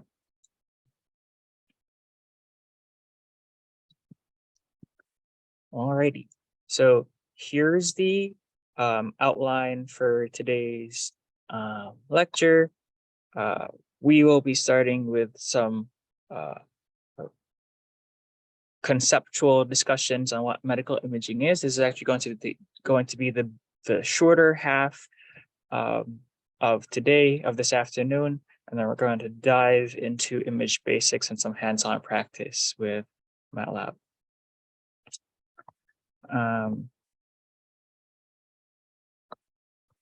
Okay, so quick survey. You don't have to do the survey. We can do this here. I actually made a poll that you can go to and answer the questions. But since there are really only 2 of you here, I'd like to know what your majors are and how far into your programs you currently are. Hi, my name's Nick. I'm a health science major and I'm a 3rd-year undergraduate student. Okay, cool. My name is Norman. I'm a 3rd-year student and I'm majoring in computer science and bioengineering. Okay, all right. So that's good information to have. Do you both have access to MATLAB? If not, that's totally fine. I'm not sure. I might have it downloaded on my computer, but it was from like a while ago. So Okay. Yeah, that's fine. All right. I might try to check on my school if I have like an online MATLAB, but on my laptop, I think I removed it. So yeah. Okay. Yeah. All right. That's totally fine. What I can do is, I'll code on my computer and I'll share my screen so you can see exactly what I'm doing and what we're looking for. Okay. All right. So we're gonna speed through the discussion of medical imaging. It's just sort of an introduction to show you what different imaging modalities are, but we won't dwell on this topic. It's not as important. It's just to give you a broader overview of the whole field of imaging as a whole. Okay, so what is medical imaging? Medical imaging is a set of techniques that can be used as non-invasive methods of looking inside the body. And there's a question mark after the word non-invasive because it's actually a spectrum of not invasive at all to slightly invasive. Okay, but where we don't have to cut the patient open to see the insides. Okay, there may be some level of invasiveness to medical imaging. Okay, so in some applications of medical imaging where we do, for instance, cardiac catheterization, we insert something into the body, but we only cut a very small slit, right? So it's relatively non-invasive. There's some invasiveness to it, but we're not cutting the patient open, right? This is very important because as humans, we rely heavily on sight. We want to see what we're working with. And so physicians, being humans as well, they will rely on images to understand what's going on in the body, right? And they use these images, these medical images, to interpret information about the different biological processes that are happening inside the body and to inform treatment steps. Okay, so there's a lot of physics that goes into medical imaging. That's not very important for what we're trying to do today, but just so you're aware,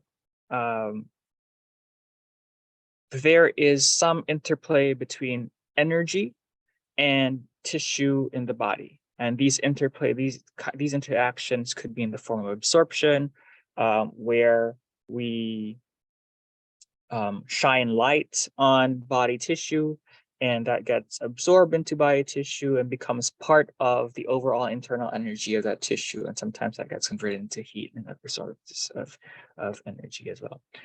Attenuation is where you have light hitting the body, tissue on the body, and as it exits the other side, it becomes weaker intensity. That's attenuation.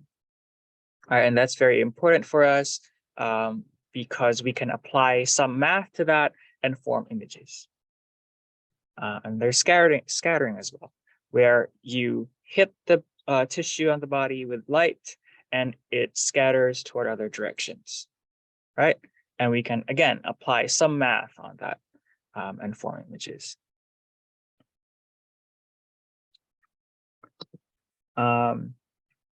We will be looking at a very particular part of the electromagnetic spectrum, since we're going to be working primarily with microscope images today.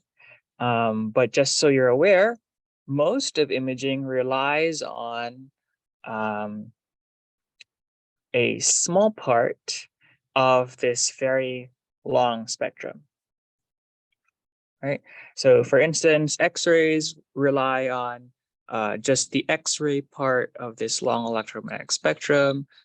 Nuclear imaging would rely on gamma rays, on the gamma rays part of this EM spectrum. MRI relies on the radio waves and microwave part of the EM spectrum. For our particular application for microscopy, which we're most interested about, we're going to rely on the visible light spectrum, visible light part of the spectrum. Okay. So the white light part of the spectrum, basically, just this very thin part right here in between ultraviolet and infrared. That's what's important to us in microscopy imaging. Okay. This slide shows you a big picture of the whole imaging pipeline. In the beginning, we collect raw data. So again, all of this relies on the physics of the energy source of the light and the physics of the tissue that this light hits, right? The body tissue and the interaction, the interplay between these two things, energy and matter, right? Now, when light hits tissue, we get some number, and this number can be in the form of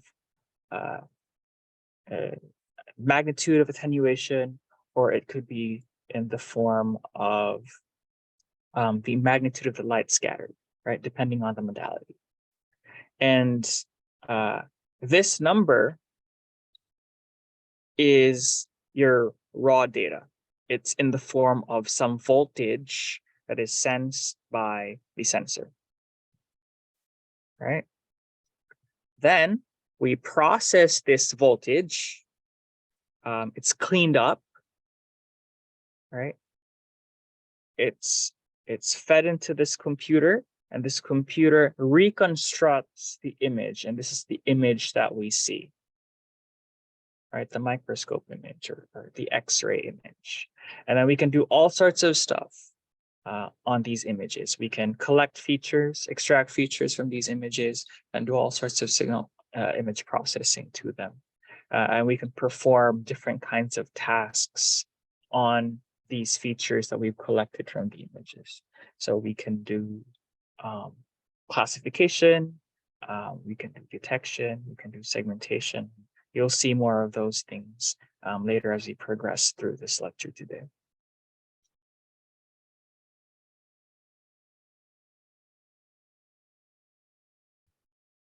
Okay, very briefly, different imaging modalities that are very familiar to us are X-rays, very common.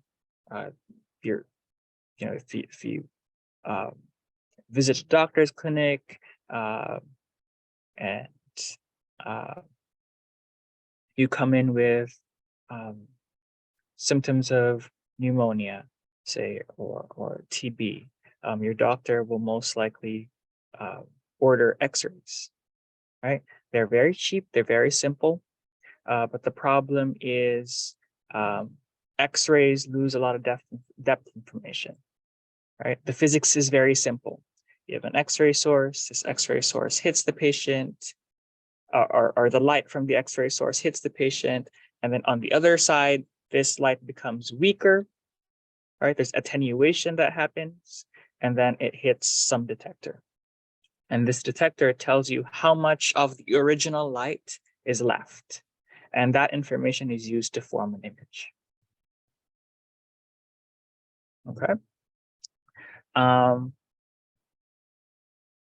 The big brother of X-ray is computed tomography. It relies on X-ray technology. The difference is you have a more focused X-ray source, right?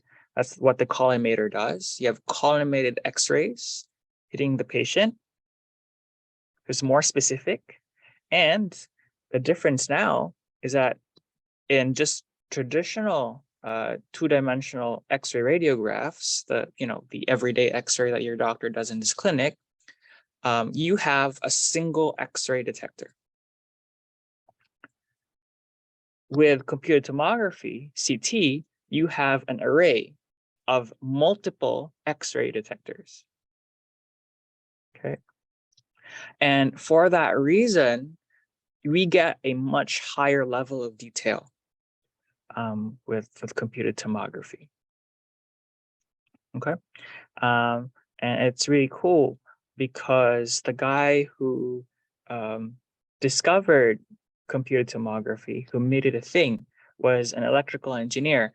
And he was the first engineer, well, actually, I think the only engineer so far, if I'm not mistaken, but definitely the first who won the Nobel Prize in medicine.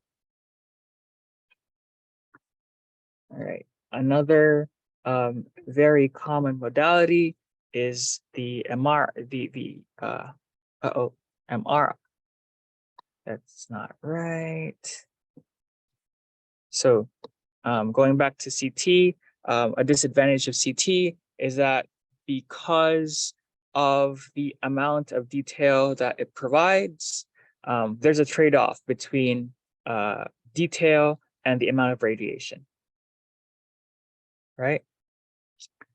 CT requires a lot of radiation, and so the patient is exposed to a lot of radiation from the X-ray source. Right? Okay. Now let's move on to the next modality. Next modality is MR, magnetic resonance imaging. Right? Very similar to, or rather similar to CT in many ways, in that it's tomographic, so it takes slices of the body and gives you images of these slices of the body. But what's different is that it's non-ionizing. Okay. So we don't have to worry too much about the radiation that MR uses, that magnetic resonance imaging uses, because if we go back to the electromagnetic spectrum, we find MR, magnetic resonance, in this range right here, in the radio to microwave range. And so the energy from the electromagnetic energy coming from MR is very low. Okay, it's so low that it's not enough to ionize the cells in the body, to change the DNA. Right?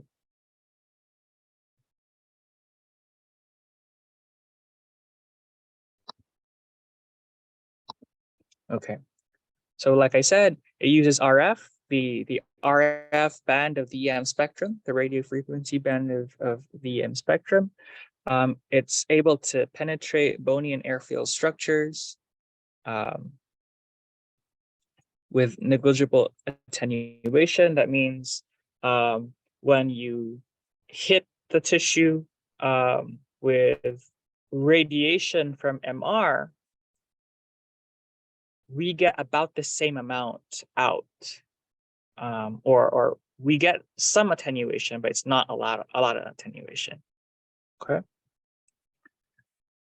Now on the right-hand side of this slide, you'll see MR scan, an MR scan and a CT scan, right?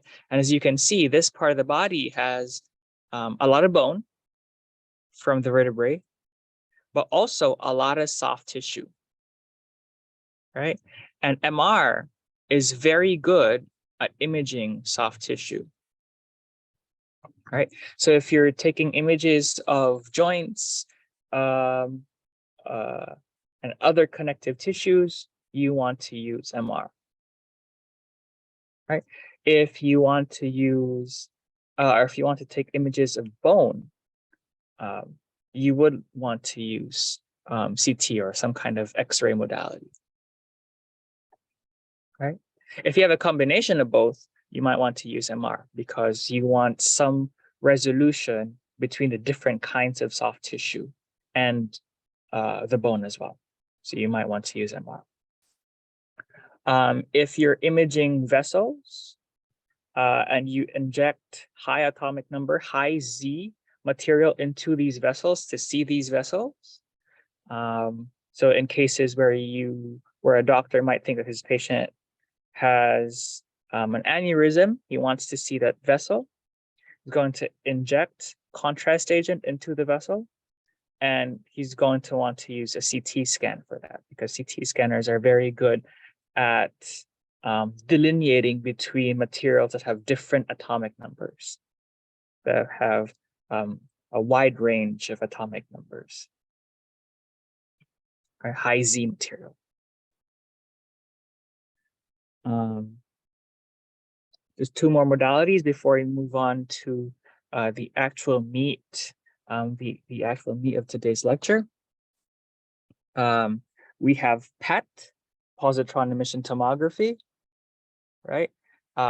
Here, what's different is in the other forms of imaging that we talked about, we have the source of electromagnetic radiation coming from outside of the body, and you have the body right here. You hit the body, the tissue, with this electromagnetic radiation, and then we get some number after it passes through this tissue, right? With PET, with nuclear medicine, it's different, right? Because what happens now is we have a source of positrons that is introduced into the body, and your body, being electron rich, interacts with the positrons inside the body. And so when they meet inside the body, they emit gamma radiation. Okay, so earlier we were talking about all of these modalities where we had radiation from outside of the body entering the body. Now we have radiation from inside the body, exiting the body, and hitting the detectors that are outside the body. So now the source of radiation is the body itself. Okay, earlier we had a source of radiation from outside the body, entering the body, and exiting with a different intensity. Okay, now with PET, we have radiation coming from inside and going out into the detectors for measurement. Okay, and one last modality that I wanted to introduce is ultrasound. Very different from all the other modalities that we just talked about because this modality uses sound and not light. Okay, it's a great tool. It's very useful because it's great at imaging soft tissue. We can get the images real time. So you can have a probe on the surface of the patient's body, and we get the image right that same time, right, with not much delay. And there's not, there isn't any harmful radiation coming from ultrasound because we're forming images from the interaction between body's tissue and a different form of energy. We're no longer working with light or with electromagnetic energy, we're working with sound this time, right?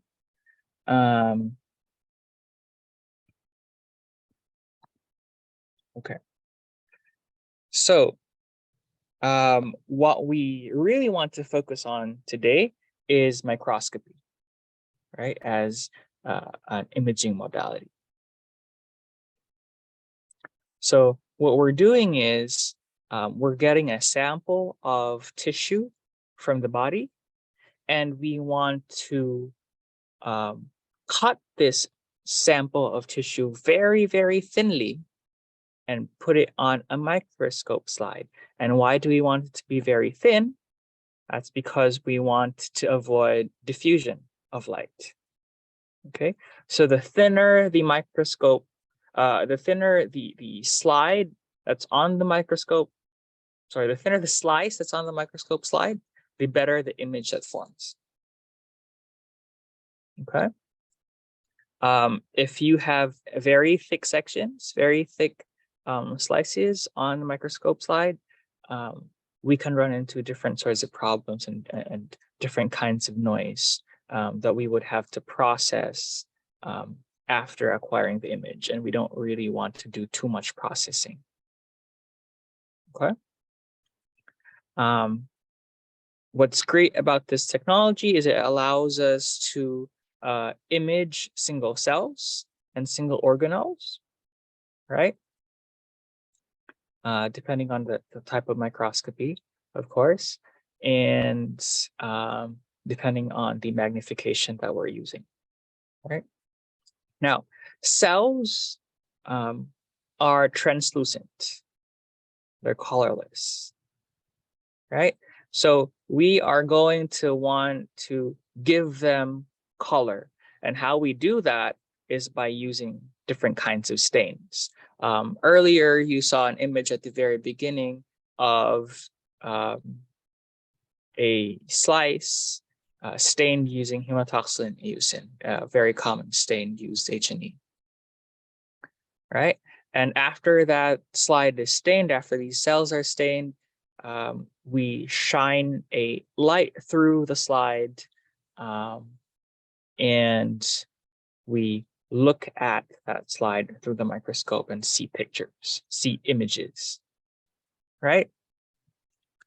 And there are different kinds of staining techniques for microscopy.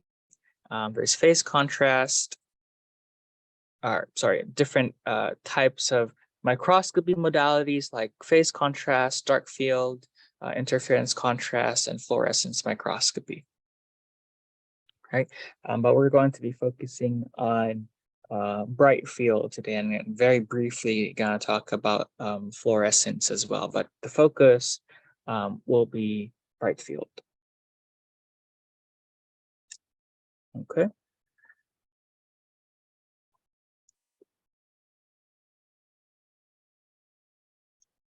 All right. So now here we have fluorescence microscopy. So we know that some biological objects have their own optical properties, right? And these optical properties might be similar to the environments around these objects, right? And so your traditional bright field microscope, a traditional optical microscope might not be enough to see what we're looking for. Okay, so we would use fluorescent contrast agent to light up different structures on your slide. Really, in fluorescence microscopy, the sample is treated with fluorophores, right? These molecules, so that they re-emit the light after they are excited by some light source. And this allows us to form a very high resolution image, better than your traditional bright field.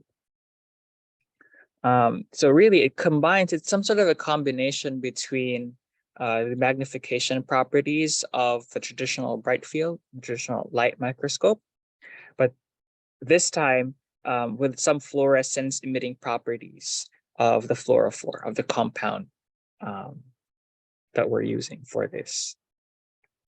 Also, we have a very high intensity light source, and this high intensity light source, it hits the fluorescent molecule on the tissue, right? And this is this forms the image of the fluorescence image.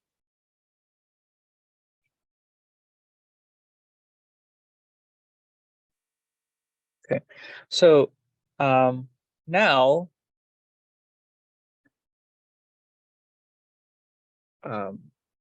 when images are formed, they don't always come out very nice, right? And so some sort of processing may be necessary after we've acquired the images, right? So in some instances, we might have images that are noisy, right? Let's have an example right here on the left-hand side of the slide. You see here an image that is very noisy. If I gave it to a doctor, he or she wouldn't be very happy about this, right? Because I can't see these structures anymore, right? So we would have to perform some kind of denoising process to yield an image that a doctor, the radiologist, would be able to get better information from. And that's what we see here on the right-hand side of the slide. So from noisy image, we perform some processing tools, we apply some processing tools, and we get a denoised image that we can use for diagnosis. Now, I have a question for you guys. What happens if I denoise the image too much? I think you probably run into an issue whereby you're losing some structures. Let's say, if you probably some structures you're going to lose, finer details if you continue denoising a particular tissue. Right, exactly.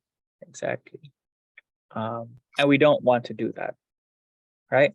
Many times when our denoising tools aren't capable of denoising the original image, because when if we apply these tools, we lose a lot of detail, we lose the structures that we're trying to look for. This might require us to reacquire the image, right? To take a new picture of that tissue or that body part, of the anatomical structure. Right. I have a quick question. Can I ask? Yeah. Mm-hmm. Yeah, so how do you carry out the denoising? Like, how exactly do you come? Like, we are coming from a picture that has so much noise, and we are going to end up with a clear picture. How do you do that denoising? Right. So there are many different filters that we can use for an image like this. We can use some sort of low pass filter. Because noise, these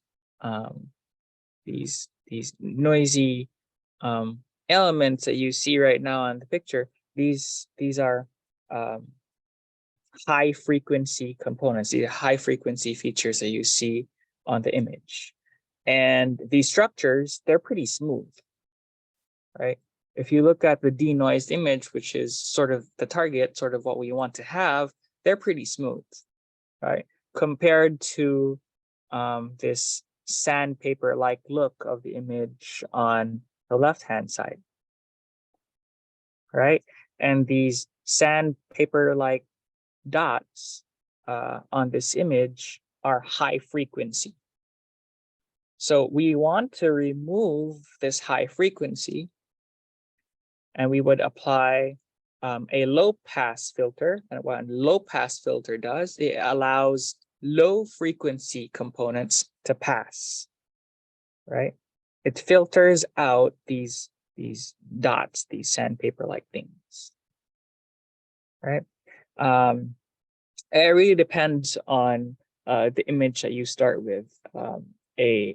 Your average low pass filter might not work. In some cases, you might use a median filter. So it really depends on the image that you're starting with.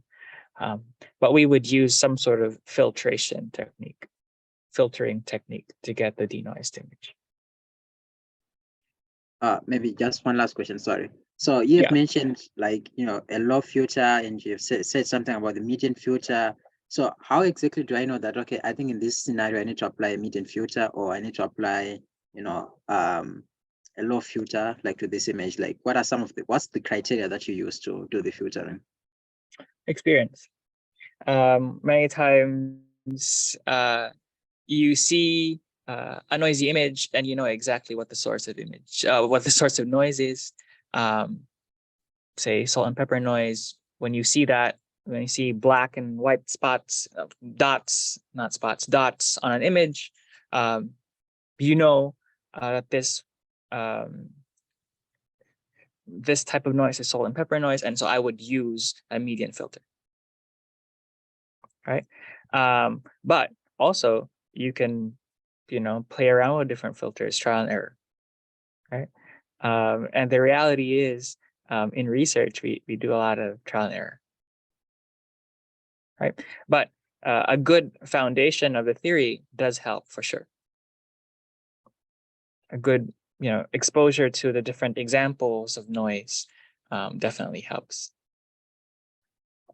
Yep. Okay.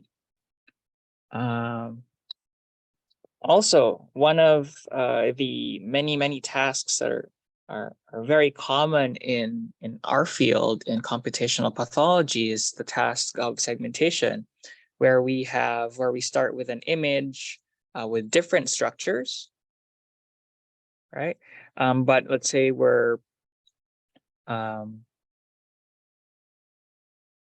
particularly interested in this structure right here, this round structure right here that's occupying most of the image. This is our friend, the glomerulus, right? And we want to segment it for whatever reason, right? And there are different techniques for segmentation that we can use. Many times nowadays, we really just use machine learning, deep learning to segment structures on a microscope image, right? But there are other ways to perform segmentation for structures that are easier to deal with, especially structures that are very simple. And we'll see an example of that very, very soon.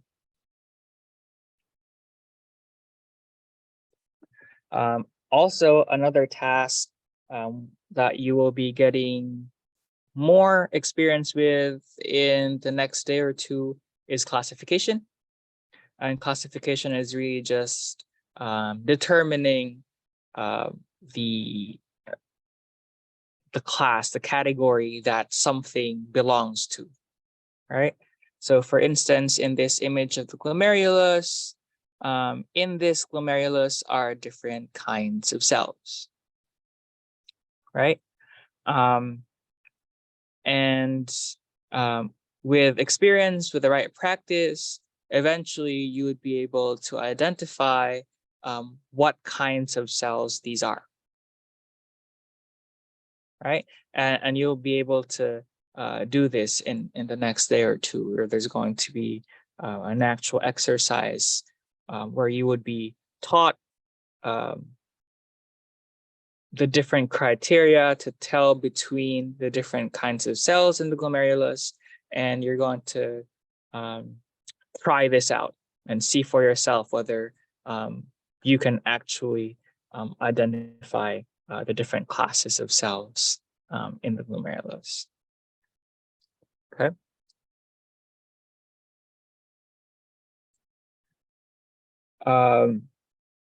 So you can either annotate these cells by hand. So look at the image and, mark these cells, color mark these cells, and say, okay, this blue cell is a podocyte, and this red cell is this kind of cell, this green cell is this kind of cell, right? But really, what we want to do is automate the entire process and teach a computer how to do that, right?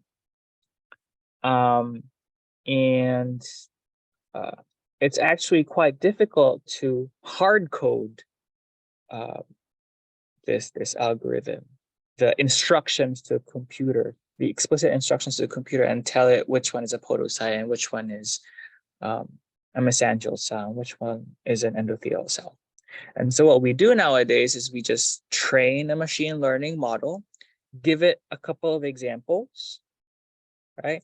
And from these examples, we would hope that a machine learning model is able to identify patterns across the different kinds of the different cells in one class, right? And from these patterns, it'll be able to identify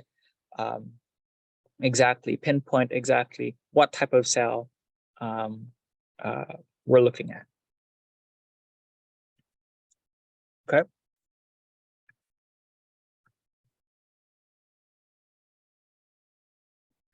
And to be able to train a machine learning model, we need a ton of examples, like a lot of examples. And that's sort of the work that we do here at the CMI lab.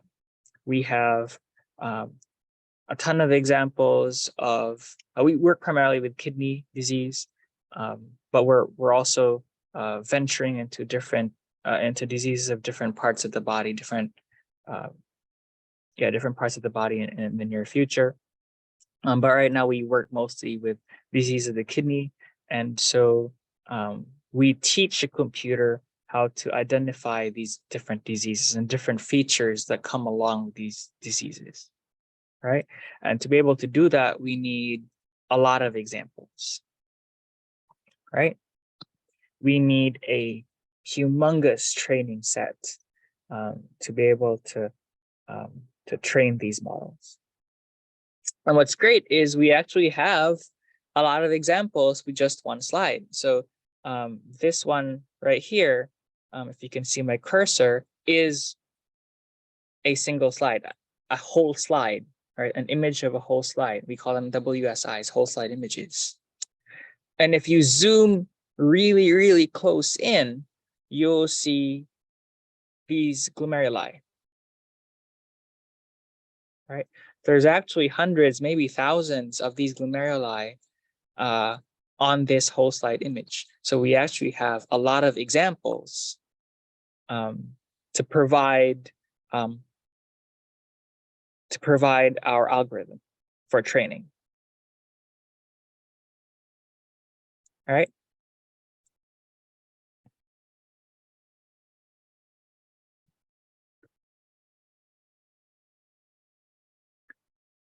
Okay.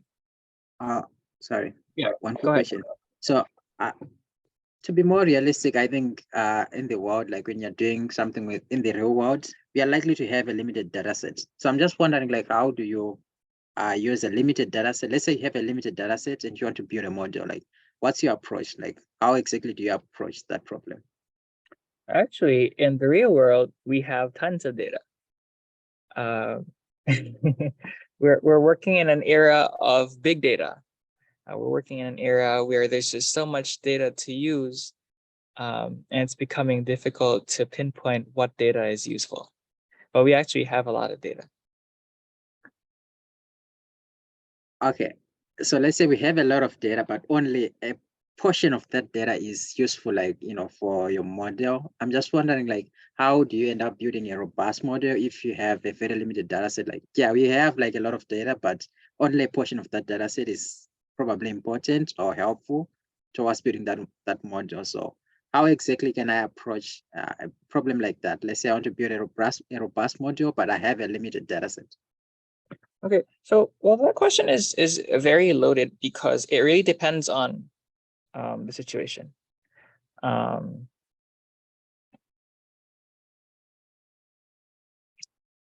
There are tools that we can use, such as augmentation, where we create modified copies of the data that we have, just to slightly modify them, and so they become new training examples. Or we have tools like GANs, generative adversarial networks, that allow us to create fake data, right? And this fake data is also learned from existing data that we have, and so we can generate more data. And it's fascinating how there's already so much data existing in the world, and we can create more. We've gotten to that point, and that's why that's one of the many reasons why this field is so exciting. Did I answer your question? Yeah, I think you have answered. I think probably I've also come across like a useful term on the internet right now. That is transfer learning. I'm just wondering if you apply transfer learning to like some of your projects or not. Yeah, we actually do apply a lot of transfer learning for our projects,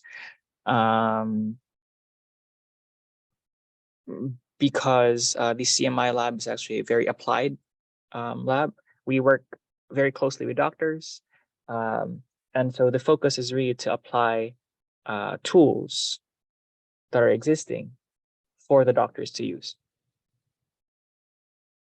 Modifying these tools as well, making sure that they're fit for use in the clinics, and making sure that our physician collaborators are happy with these tools. So to answer your question, yes, we do use a lot of transfer learning here.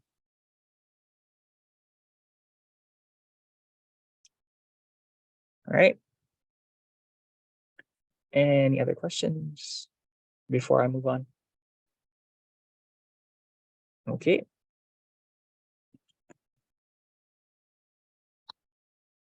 So now I'm going to move on to the part where we do some hands-on practice. Well, I guess you guys can't really follow along because you don't have MATLAB, but that's fine. I'll show you.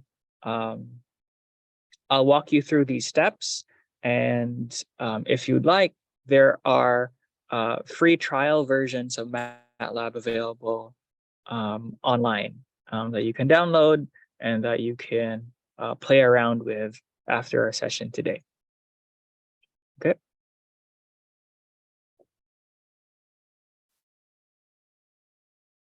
Alrighty. So, color images. Most of the images that we work with are color images, right? Some imaging modalities give us grayscale images, but for microscopy images, for the most part, we work with color images. There are some exceptions. Electron microscopy, electron micrographs are grayscale, but for the most part, with bright field, we use color images. Okay. Now, color images are actually three-dimensional. They're actually 3 images stacked on top of each other. Okay, so this image of another of our friends, the glomerulus, right here on the left-hand side of the slide, is actually a combination of 3 images: a red image, a green image, and a blue image. When we combine them, we get this purplish image right here on the left. Okay, and all color images are like this. They are three-dimensional images. We have a size that goes m by n, so m rows and n columns. So let's say you have a 500 by 500 image, for instance. That means you have 500 rows of pixels and 500 columns of pixels, right? But there's a third number to that, and that number is 3, because we have a red image, a green image, and a blue image. Okay, so you have a 500 by 500 red image, a 500 by 500 green image, and a 500 by 500 blue image. Okay, these spatial coordinates is mn, right? So say you have the coordinates 200 comma 100. That means I'm going to look for the 200th row and the 100th column to pinpoint that particular pixel. All right, these are your spatial coordinates. They tell you where that pixel is in space. These are your first two numbers. Your third number tells you if we're looking at the red channel, the green channel, or the blue channel. Okay. So the channel R, G, or B is defined by K. Right, so we have M by N by K.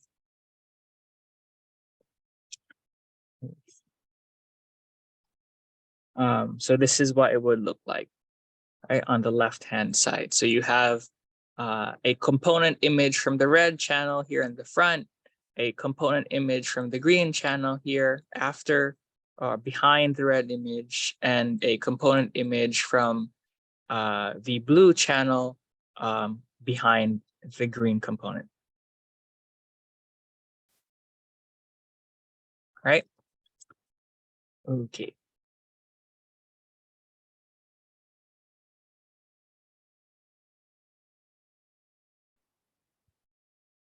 So, more about color images. So, each pixel can be defined by a coordinate, a set of 3 numbers, 3 values that tell you a location on the RGB space. All right. So if I have, for instance, let's say 20, 30, 50. So that means I'm going 20 in the red direction, in the R direction, 30 in the green direction, and 40 in the blue direction. Right. And then there's a point where all of those line up. Okay. Now, these color images are 8-bit images. That means there are 2 to the power of 8 values that are possible. 2 to the power of 8 is 256, but because we start with 0, we're going from 0 all the way to 255, not 256.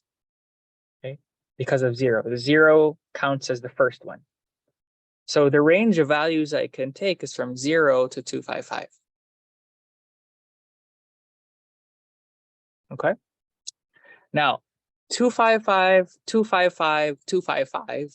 So the point where each of the 3 channels is max. So you have maximum red, maximum blue, and maximum green. On this corner right here is white. Okay. And the point where you have no red, no green, and no blue is black. Okay. So 0, 0, 0 is black, and 255, 255, 255 is white. Okay. And we have different combinations of R, G, and B that define different colors. So is this separate from the M and K coordinate system that you're describing for like the location of the image, and then this is like its separate entity for the color coordinate system? Yeah, so let me annotate. Okay, so let's say you have,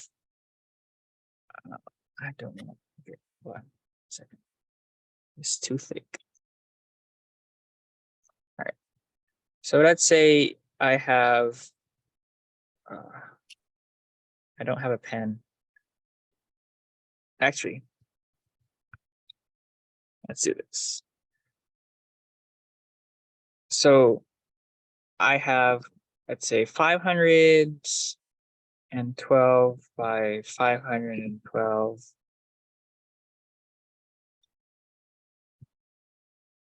by 3. So I have an image that's 500 by 512 by 512, right? And I have 3 channels, R, G, and B, right? Each of these 3 will have a value for each pixel. Okay, so for example,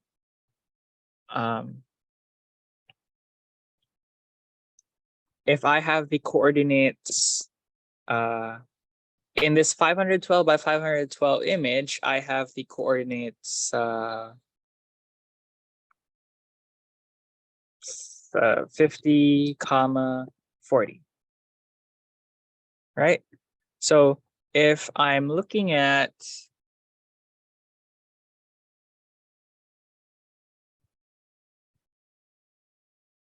let's say this is an image, right?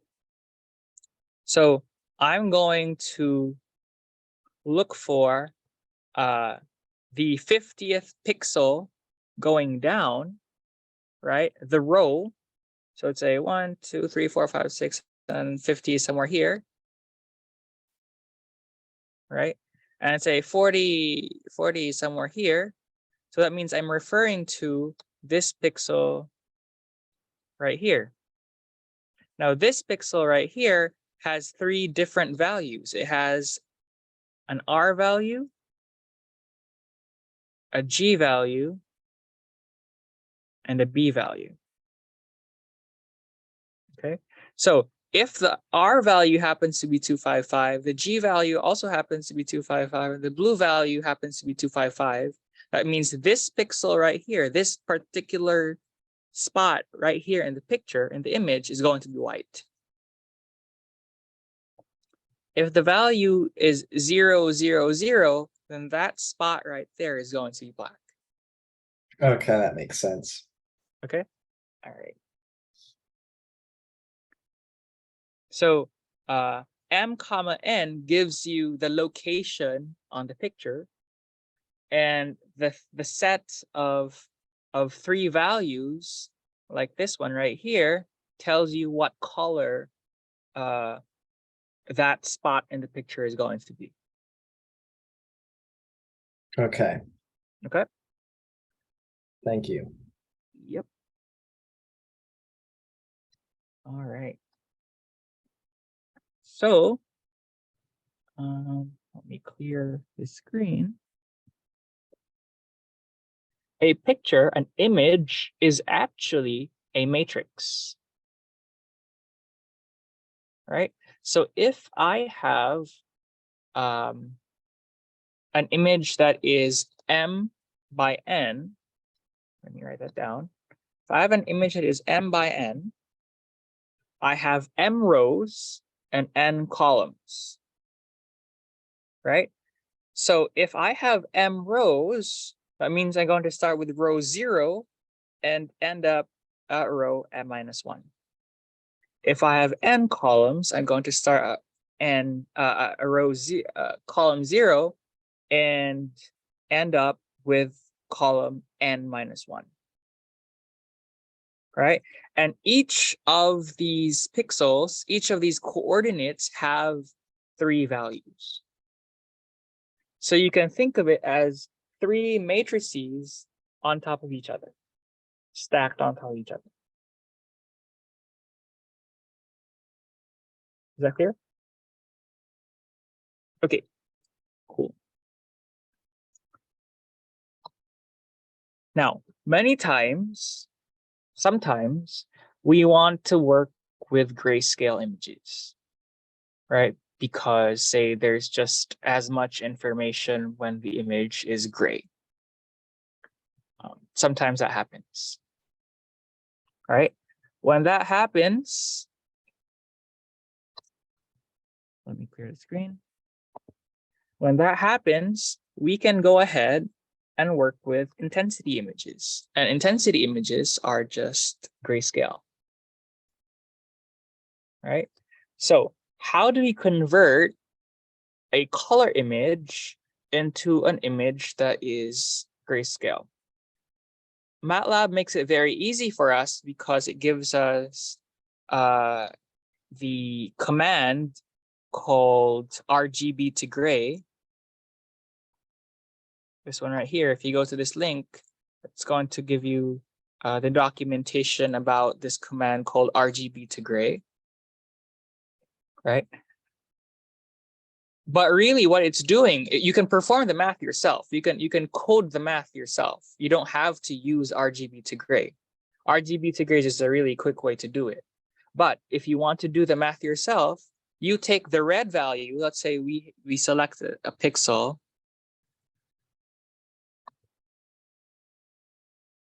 Let's say we're looking at a single pixel right here, right? This pixel, recall, has an R value, a G value, and a B value, right? It has an R value, a G value, and a B value. What we can do is we can take that R value, multiply it by 30%, about 0.2989. We take the green value, multiply that by 58.7%. And we take the B value, the blue value, multiply that by 11.4%. And we add them together. This is going to give you a value that's in between 0 and 255 inclusive. Right? And this value between 0 and 255 inclusive is that value, is the color in that grayscale that goes from black to white, from white to black. Goes from 0, which is black, to 255, which is white. Right? And we'll do that very soon.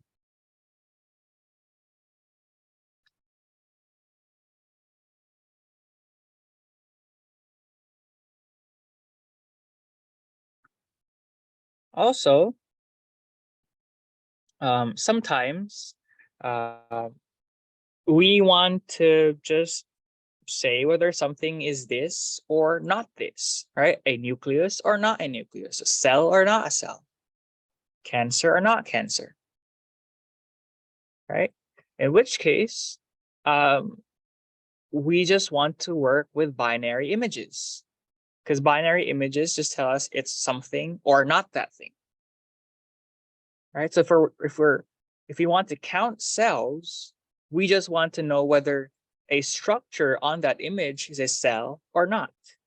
Because as soon as we've determined that these structures are cells, we can go ahead and change them to white and count the number of white things on that image. Makes it really easy for us, right? So now you can sort of think about the question that we used as motivation from earlier, right? So let's go back there. So the question was, how would you count cells in this image?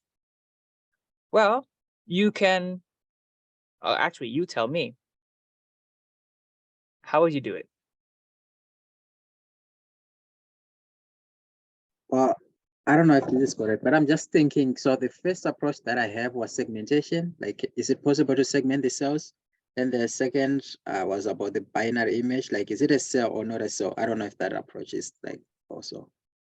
Okay, so the end goal would be some form of segmentation, right? And for you to be able to get there, you would have to tell, or the computer would have to tell you first whether it's a cell or not a cell. So actually, segmentation is the last thing that's going to happen. Oh, interesting. Okay. So the question now is, how do we get there? So you want to count cells, you want to segment the cells. We want to know first whether it's a cell or not a cell. Right? Okay. Well, we'll get to that. Nick, do you have any thoughts? Maybe like go for the nuclei, maybe like Okay. for distinguishing of the cell or not to the cell. And it's kind of like a distinct feature that might be easy to pick up. Right. Exactly. So that's where we would start, right? We want to say that, okay, when I see a nucleus, that's a cell. And so here I put cells in quotes because I don't really have to look for the exact boundaries of the cell. I don't really need to know where the cytoplasm ends, where the cell wall ends, right? I just need to have some kind of marker to say, okay, when I see this marker, that's a cell. In our case, that's going to be the nucleus, because we know that each cell has one. And so if I happen to see 50 nuclei, that means I probably have 50 cells. Right? Okay. We'll get to that eventually. So we're sort of building the theory, building the concepts that we'll need to answer this question.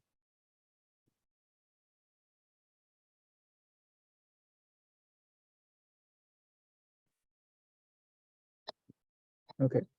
So earlier we saw that an image, a color image, is a combination of a red channel, a green channel, and a blue channel. Right? But we can combine other things, not necessarily a red, a green, and a blue, to get the same image. Right? There are many ways to get to the same image without using a red channel, a green channel, a blue channel. Right?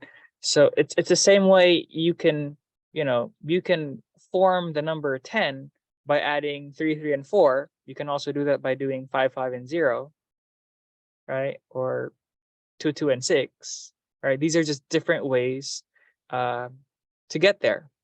But we don't just randomly pick a way to get to that image. We need to make sure that that method is useful. Right? There's an infinite number of ways, but we have to make sure that we're using the most useful way of this infinite number of ways. Right? And what does that mean? So let's go back to the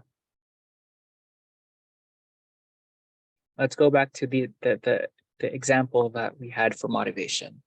We already know by this point, that this color image is a combination of R, G, and B, right? So I can separate out a red channel image from this. I can separate out a blue channel image from this, and a green channel image from this.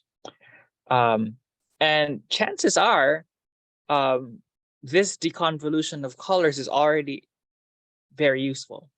Maybe. There's a good chance it's already very useful. Right? And how might that be? I'm going to take a guess. I could be wrong. That maybe because these nuclei are bluer than the rest of the image. Do you agree with me? They look bluer. There might be a higher intensity of blue in these nuclei than the rest of the image. All right, the rest of the image seems redder, maybe. Right, so I might expect a higher red intensity there. I could be wrong. We'll see later. right? But that's my guess. That's sort of my guess right now. I can't see through the different channels. I can't see the R channel, the G channel, the blue channel. But by looking at this, I can tell you which one is blue or which one's redder, right? We'll confirm that in a bit.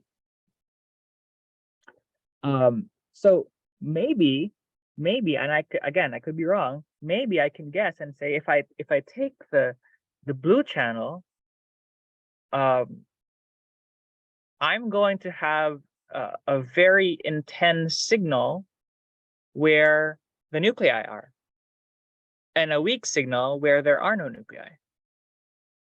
That's my guess, right? Whereas for the green channel, there's nothing green here. So I'm going to guess that the green channel isn't going to be very useful, right? But I can separate out the channel that I think is going to be very useful. And how can we tell that something is useful, that a channel, a projection is useful? Can you tell me? I mean, I think it's going to be useful like the way you described it, right? So the blue channel will be able to like distinguish the nucleus from the rest of the, I guess, noise, for lack of a better word, but that would be like where you would start because it gives you that distinct binary that it is a cell. Right, exactly. So we're looking at we're looking for the right channel, the right projection that's able to give us a distinction with something that is and something that is not. Right? That's what we're looking for. Something that can separate something that can separate what's useful, what we're looking for, and what we're not, what we don't care about. Okay.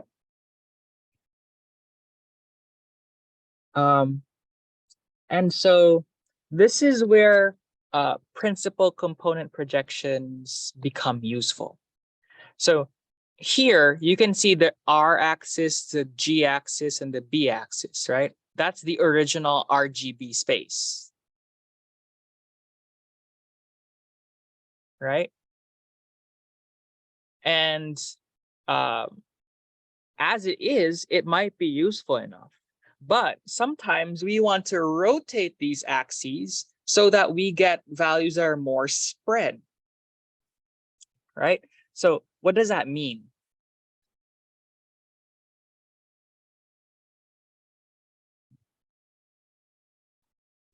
What that means is, so if you look at, so the orange axes are the RG and B sort of rotated. All right, so RGB is your original set of axes. Okay. Sometimes I want to rotate it because I want to see a large variation of values, and large variation of values allows me to distinguish between things that I care about and things I don't care about. Okay. So in this axis here that says first component, right? The values range from here. Oh, sorry. They range from here, somewhere around here, down to somewhere around here. Right? So yes, there's a lot of variation. Right? But if you look at the second component, the values range from here. Hold on. From here. Oh, come on. All the way to down here. Right? It's broader. There's a larger variation of values. Right? And so the larger variation of values, I'm able to better, more easily separate things that are from things that are not. Things that are nuclei from things that are not nuclei. Right? So what principal component projection does is it gives us a projection. It tells us which axis to use so that the values are spread further apart. Right? So that's easier for me to say, okay, this is definitely a nucleus, because in this channel, in this projection, it has a value of 200, and something that's not nucleus is a value of 2. There's a very large difference between nucleus and not nucleus. Right? And that's what we want to look for when we're doing principal component projections. We're looking for that correct rotation. So we already have an existing RGB axis, right? A 3D axis of RG and B. And many times that's good enough. It's great. RGB in itself many times is great. But sometimes if it's not so great, we want to rotate the RG and B axes, right? So that we have that maximum variation, that maximum variance, maximum explained variance. So we can more easily distinguish between yes and no, 1 and 0. Yeah, we can more easily distinguish between nucleus and non-nucleus. Okay, so the larger the variation, the larger the spread, the more obvious the difference is. So if you have an axis where you have 200 for nucleus and 2 for not nucleus, it's very obvious. This large difference between 200 and 2 is large enough to say, okay, I'm very sure this is a nucleus and I'm very sure this is non-nucleus. But if you're working on an axis, if you're working on a channel where it's 40 for nucleus and 36 for not nucleus, that's a difference of 4 in intensity. That's not very helpful. I don't know. It could just be noise. It might be a nucleus. It might be noise. I'm not so sure. I'm gonna prefer that axis that gives me a difference of 198 in intensity. That way I'm so sure, it's beyond reasonable doubt that that's a nucleus and not a nucleus, versus one that gives me 40 and 36, a difference of 4. I can't really tell whether this is a nucleus or maybe it's just dirt on a slide, or maybe it's another structure. Okay, does principal component sort of make sense? Yeah, so we're looking for that maximum difference so that we can best say which one is obviously what we're looking for. We want it to be as obvious as possible. All right. Fun stuff. Okay, so time for some practice. I'm going to stop sharing my PowerPoint. And I'm going to start sharing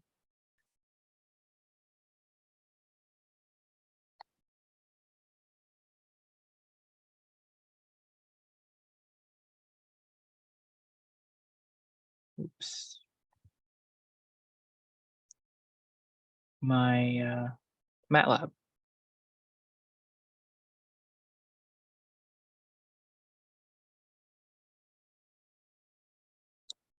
Right here. Okay, so can you see my MATLAB screen? Yeah, we can see it. All right.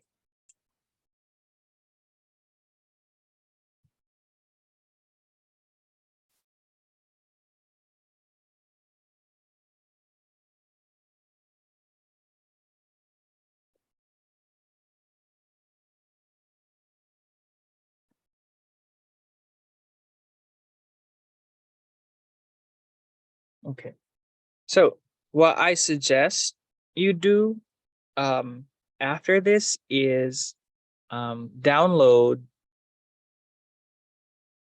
a free trial of MATLAB if you don't have access to MATLAB through your school. That way you can practice before the next session, or you can just, you can use it to learn the different MATLAB tools that you might find useful. Do you have experience coding in MATLAB? I do, but it's from like sophomore year at high school, so I don't remember like any of it. Yeah, that's totally fine. Yeah. And you, Norman? Oh yeah, I've used it before, but I don't think I'm that proficient. But I think yeah. Mhm. All right. That's fine. That's fine. All right. So let's get right to it. So I like to comment my code like a lot, so you can, if you read my code, you know exactly what's going on. So after this session, I don't mind sending this code to you. Let me type my my email address on the chat box.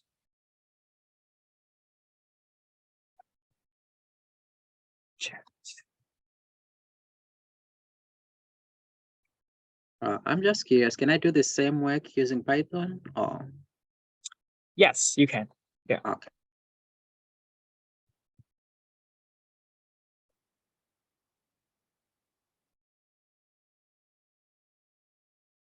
Yep. There's my email address on the chat box. But yeah, to give more detail to your question, you definitely can do the same work on Python. What you can do on MATLAB, you can do on Python as well. So if you'd like, if you want a copy of this code, shoot me an email. I can send this code to you. And if you like to work with Python, you can try the steps by yourself on Python right at the get-go, or you can use this MATLAB code as a guide to sort of walk yourself through the work that needs to be done on Python. Okay. I always like to start with clear and CLC to clear everything. Make sure that my workspace is clean. Let me minimize. Okay, there we go.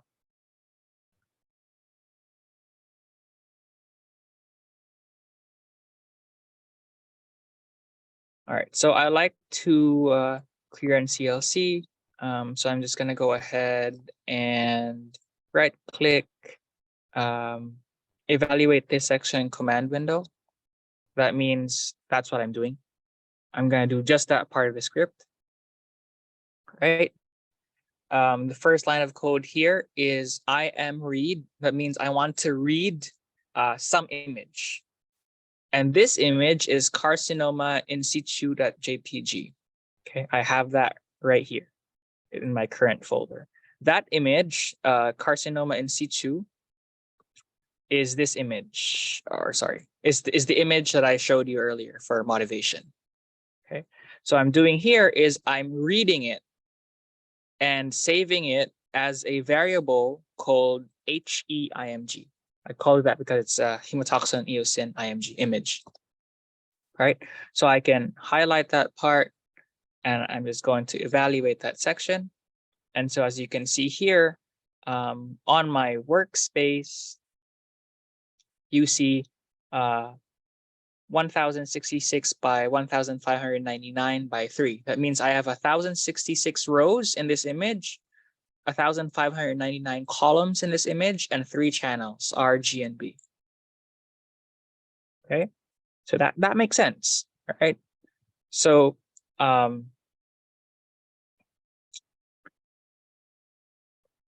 what I'm going to do,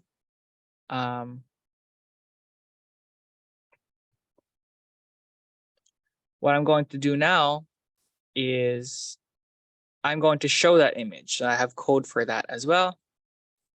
Actually, let me just type it down here. I'm going to say IMShow.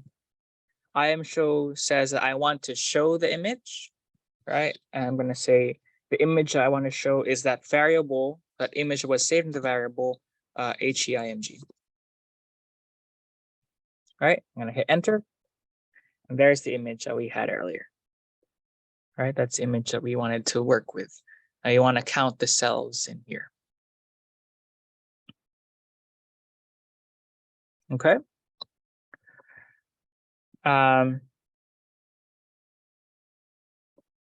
So this right here is code that allows us to do principal component analysis. And this is code that's already been written for you. I'm not going to go through the code because this requires a good amount of linear algebra to understand.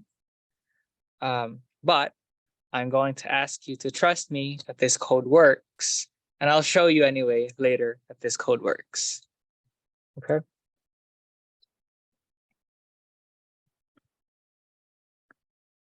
So let me just walk you through it.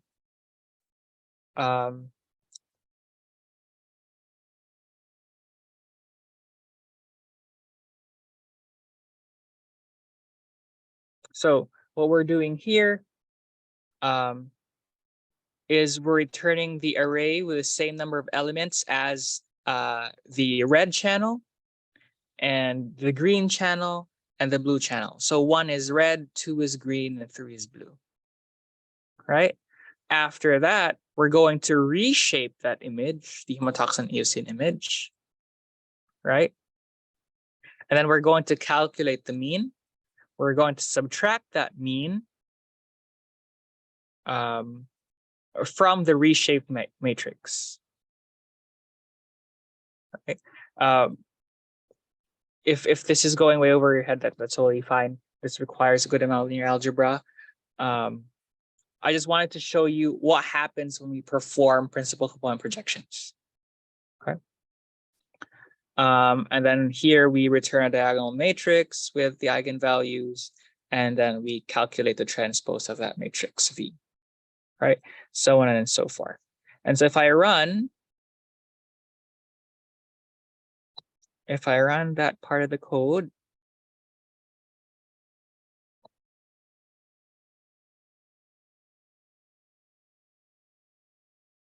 again, this is your original image.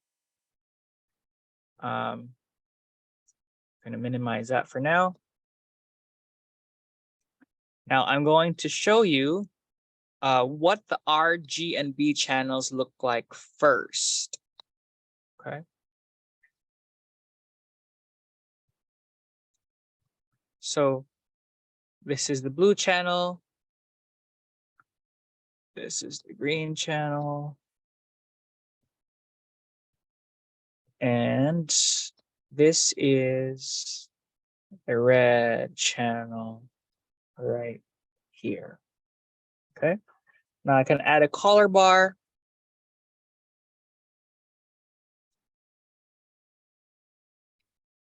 Tell me which part is more intense. So now I've taken that RGB image, the color image, and I separated it into 3 channels, R, G, and B. 1, the yellow part, is where it's most intense. Okay. So if you see this top part, you can see it's very intensely red. It's also very intensely green and very intensely blue. So actually quite wrong. There's actually a lot of intense green parts here, right? And yeah, that's the shortcoming of the human eye. It's not until we actually do the separation that we see what's really going on. And that's why these tools are important. So now I'm going to ask you which channel, so forget about principal component analysis first. With just the 3 channels that we have right here, which channel would you use to separate nucleus from not nucleus? I'd say the red one has the most defined nucleus. Okay. Okay. Do you agree, Norman? Yeah, I would say red. Yeah. Okay. Okay. So I think it's quite obvious why I wouldn't use the green channel, right?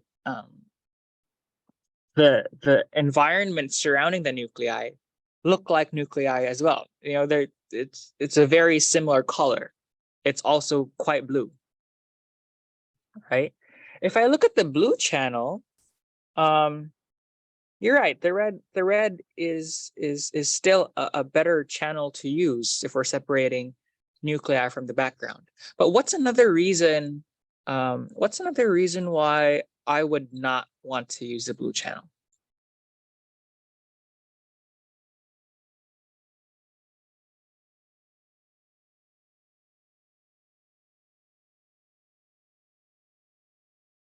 I feel like it's kind of similar to the green channel where like the background is kind of light in color too, so hard to like pick up like a contrast between the nuclei.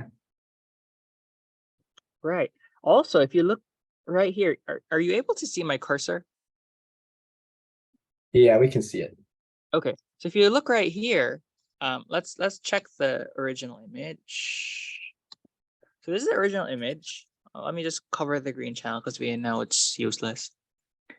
If you look at the original image, this structure right here, we don't need to know what it is, but we know it's definitely not a nucleus. It's maybe some indication of disease, right? So we don't want to count that region. But if you look at the blue channel, it's telling us that that region of disease has the same intensity as the nuclei. So I definitely don't want to use that. But if you look at the red channel, it's very different from the nuclei, right? It's very yellow. And that makes sense because one is the peak intensity of red, right? And so it's telling us that, hey, that region is very red. It's definitely not a nucleus because the nuclei in the red channel are very not red, right? They're very blue, and blue is not red, yellow is very red, right? So we're looking for structures in the red channel that are very not red and eliminating structures that are very red. Does that sort of make sense? Okay, cool. So now, we've done our analysis in the RGB space, right? We've done our color deconvolution analysis already. So you concluded, both of you concluded, and you both agreed that the red channel will be the best channel to use. Yeah. So now let's see what happens if we perform principal component analysis and we output these projections. Again, just believe me, it works. I've checked it. I'll show you the outputs. So here are the outputs. This is principal component 3, principal component 2, and principal component 1. Of the 3, which one would you use to separate the nuclei? The third one. Okay. Does Norman agree? Do you agree, Norman? Wait, I'm not really sure if I would go with the third one. But sure. I mean, so I don't know, correct me if I'm wrong. So I'm just thinking like if I pick the third one, we have that region that we agree that is not a nuclei that is being highlighted in blue. Mhm. So that's why I'm like trying to doubt if the third one might be out. Probably try to go with the first one, but I'm not really sure about the color. Like I'm trying to separate green and blue. So yeah, I'm kind of confused on this one. I don't know. Okay. So let's do this. Let me give you the color bars. The color bars are going to help. So if you look at the color bars and you see that yellow is very intense in PC1. Also here, very intense in PC2, very intense in PC3. Blue is the least intense in each of the principal components. Let's think about it for a minute. Which one do you think is best to use now that we're aware of what the colors mean, the color bars mean? Let's give it a minute. Sorry, can you explain again the color bars, like how I can use the color bar? Sorry. Okay, so the color bar, if you see something that's yellow, that means it's very intense. It has a very intense signal in that principal component. If you see something that's blue, you have a very weak intensity in that component. And then the other colors in between is just, some intermediate value. So green is, some intermediate of intense and weak in that principal component. Now, why the color bars are important is because I can sort of point the location in the color bar where I can draw the boundary between, say, nucleus and not nucleus, or cell and not cell. Right? So for example, if I look at principal component 2, let's say my boundary is 0.1. I draw the boundary there. That means that everything that's kind of greenish toward until yellow is not nucleus, and everything that's around this 0.1 mark that's kind of greenish all the way to very blue is a nucleus. So I can sort of define a threshold on this color bar and say which side of that threshold is nucleus and which side of that threshold is not nucleus. Does that make sense?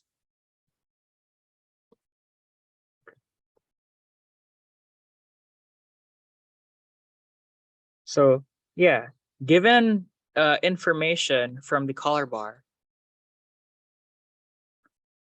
does the color bar change your decision? I'd probably still stick with 3 because I think there's like a better, just like clear line to draw with 3, because you could draw a line around like somewhere around maybe like 0.8 to 1, somewhere in there, and anything above it would probably not be a nucleus, and then everything below it would be a nucleus. With like 1, I don't think it's as easy to make that distinction. Okay, so you said, sorry for interrupting. You said the line is at 0. What? Sorry. I'm not really sure. I think somewhere around like 0.9, maybe, like around that region. Okay. So let's see. 0.9 is kind of blue greenish, right? Yeah. And it's fine to not be sure. Nobody's really sure until you actually do the experiment, because our eyes deceive us. So you said around 0.9, which is blue green. And so this, where my cursor is hovering over, is a nucleus, because that's sort of 1. That's sort of 0.9. That's what you're saying? But then with that argument, this region of disease right here is also a nucleus. Yeah. Yeah, I would say probably that's the reason why I'm going with principal component 1, just because we know that's the yellow region in PCA in principal component 1 is a non-nucleus, but if you go to PC3, it's actually shaded in blue, and we agree that that is not a nucleus like before. So that's why I'm like, maybe PCA1 is probably appropriate, just because I can draw a line probably between 0.1 going downwards. Anything that is blue is regarded as a nucleus, and we have a yellow component, and we know that it's a non-nucleus. So I don't know. That is what I'm thinking. Okay. So before we decide between PC1 and PC3, we're quite sure it's not PC2, right? Yeah. Yeah, PC2 is garbage. I don't see anything here. So I'm going to close PC2. So now let's go back and compare between PC1 and PC3. And Norman, where did you say your threshold was? If I draw it around probably 0.1, anything below 0.1, I think that should be fine. I don't know. Wait, below 0, like where we start with blue only, where we have blue. Okay. Like, yep, Yeah. absolutely. Yeah. Do you see that, Nick?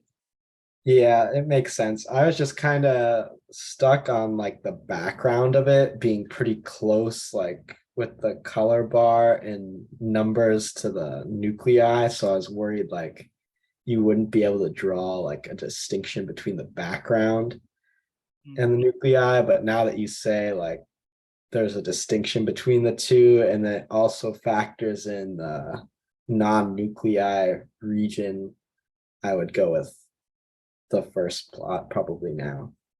Right, because although the intensities seem similar, there is a line that we can draw. There's a threshold that we can draw. Right? And Right. that threshold allows us to not be confused between these nuclei and these pink region in the original image. Right? Right. So yeah, I would agree. I think PC1 would be the better principal component projection to use in this case. Yeah. Yeah, I agree. Cool. So so earlier we said red for the RGB, for the color deconvolution, is the best. And now we're saying that PC1 is the best for principal component projection. Right? Okay. So let me minimize these windows. And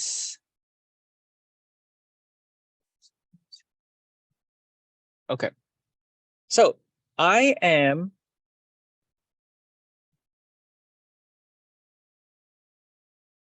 what I'm going to do is I am going to run this part of the code right here. And what this part of the code says is I'm going to binarize the red image, right? And say that all values, let's look for the red image. Actually, let me run the RGB again, because I think I closed it. There we go. So I can close 7, 6. So now we're looking at the red image.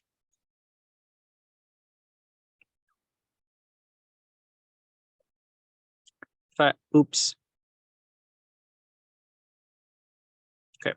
So if I put the red image here, the red channel image here, I'm saying here in my code that you see this line that says red bin equals IM binarized? Yeah. So what I'm saying is, what I'm saying is that the first channel, so you see a colon, comma, 1, that means I'm using the first channel. The first channel is the red channel, right? The second channel is the green channel. The third channel is blue. So if I have a 2 here, that would be the green. If I have a 3, that would be the blue. So it means I'm using the red channel here, and I'm saying that the threshold is 0.55. Now, if I look at this red image again, I look for 0.55, somewhere around here. And I'm telling my code, I'm telling my computer that everything above 0.55 is not nucleus, and everything below 0.55 is nucleus. Okay, so now if I run this line of code, it's just going to tell me everything that is nucleus is going to appear white, and everything that is not nucleus is going to appear black. So let's see what happens if I run that code.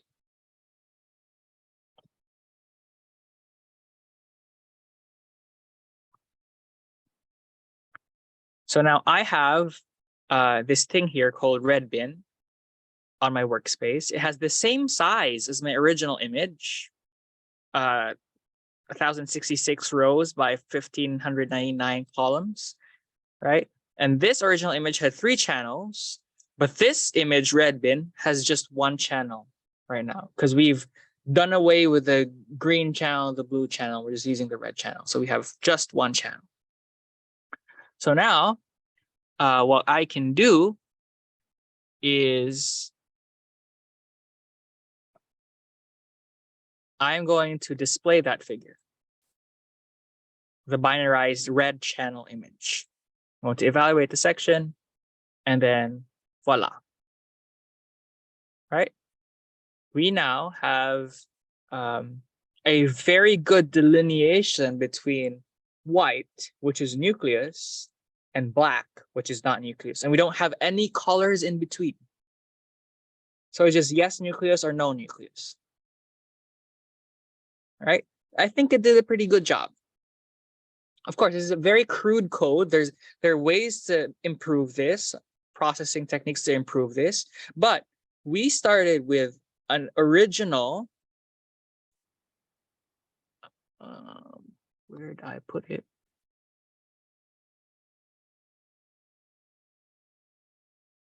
We started with this original image right here. We ran just a few lines of code, and now we have something that's telling us nucleus or not nucleus.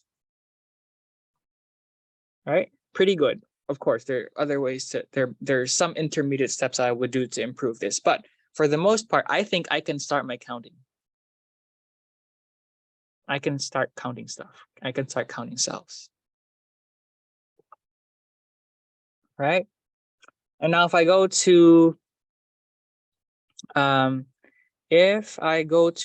principal component one, so right here, you see this PC1 bin equals IM binarize. So what I'm saying is I'm going to binarize my PC1 component, right? And say, where's my PC1 component? There's my PC1 component.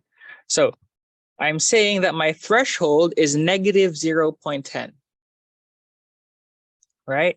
And so I'm saying that everything that is above negative 0.10 is not nucleus, and everything below negative 0.10 is nucleus. Okay, so again, I'm going to run this line of code. And I have another image called PC1 bin. Again, the size is 1066 rows by 1599 columns, just like the original, but this time just one channel because I'm using just the PC1 projection. And now I am going to visualize, going to display this binarized image. Right there.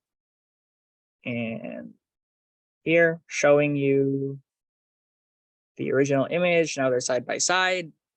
As you can see, it's pretty good. Pretty good, I would say. Yeah. You see nuclei, white spaces where there are supposed to be nuclei. Right?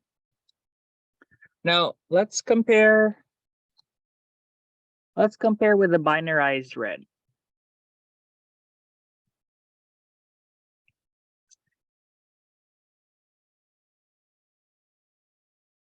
So here's your original, here's the PC1 binarized, and here's the red binarized. Which one do you think is a better binarization? Which one do you think is a better method to use for counting cells, counting nuclei? Is it the red binarization or the PC1?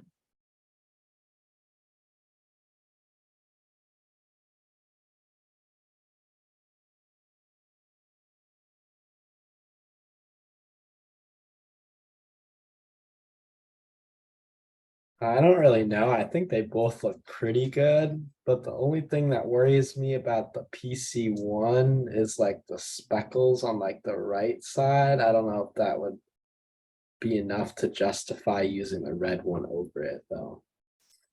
Right. How about you, Norman? What do you think? Well, I'm still trying to identify the differences between the images, but yeah. Okay. Well, I'll give you a minute. okay.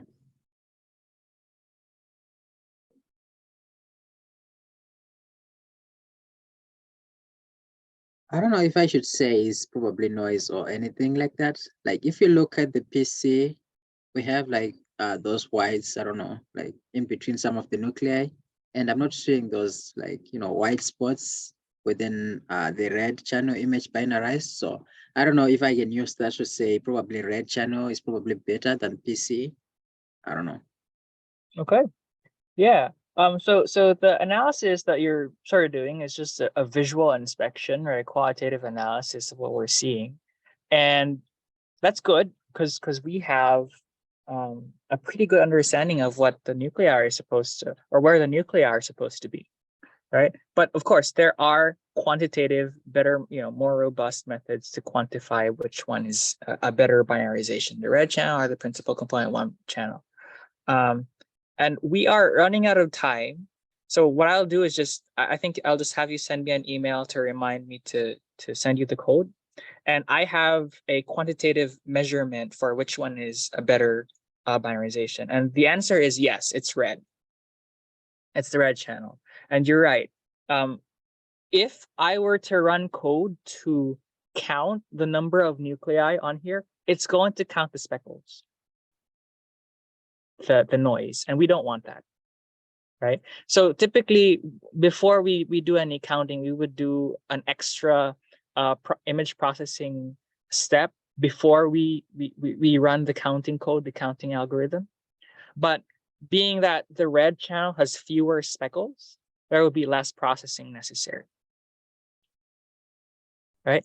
I also have processing steps in the code that I would send you if you send me an email. And so you can run the code and see what the processing steps give you. But yeah, you're both correct. I would use the red channel to binarize and eventually use that to count the nuclei. Okay, I think I am going to end there. I think that was a good run. Do you have any questions, comments, suggestions?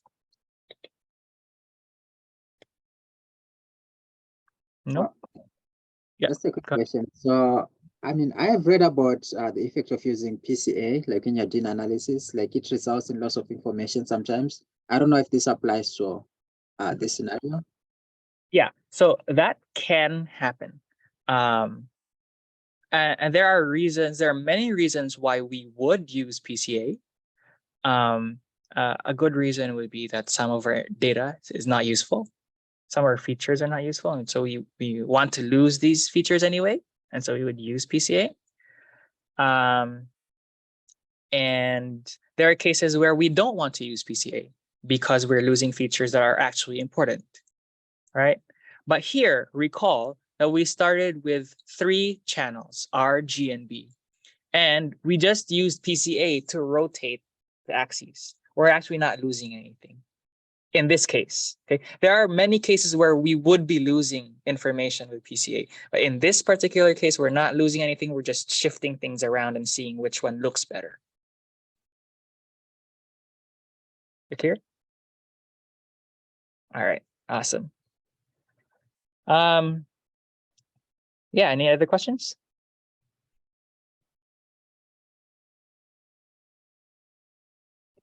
Okay. If any questions pop up between today and tomorrow or the next session, feel free to shoot me an email. I'd be more than delighted to answer your questions, and I can send you the code if you want. Okay? Thank you. All right. You're welcome. Were you saying something, Kibera? Yes, thank you so much for your presentation.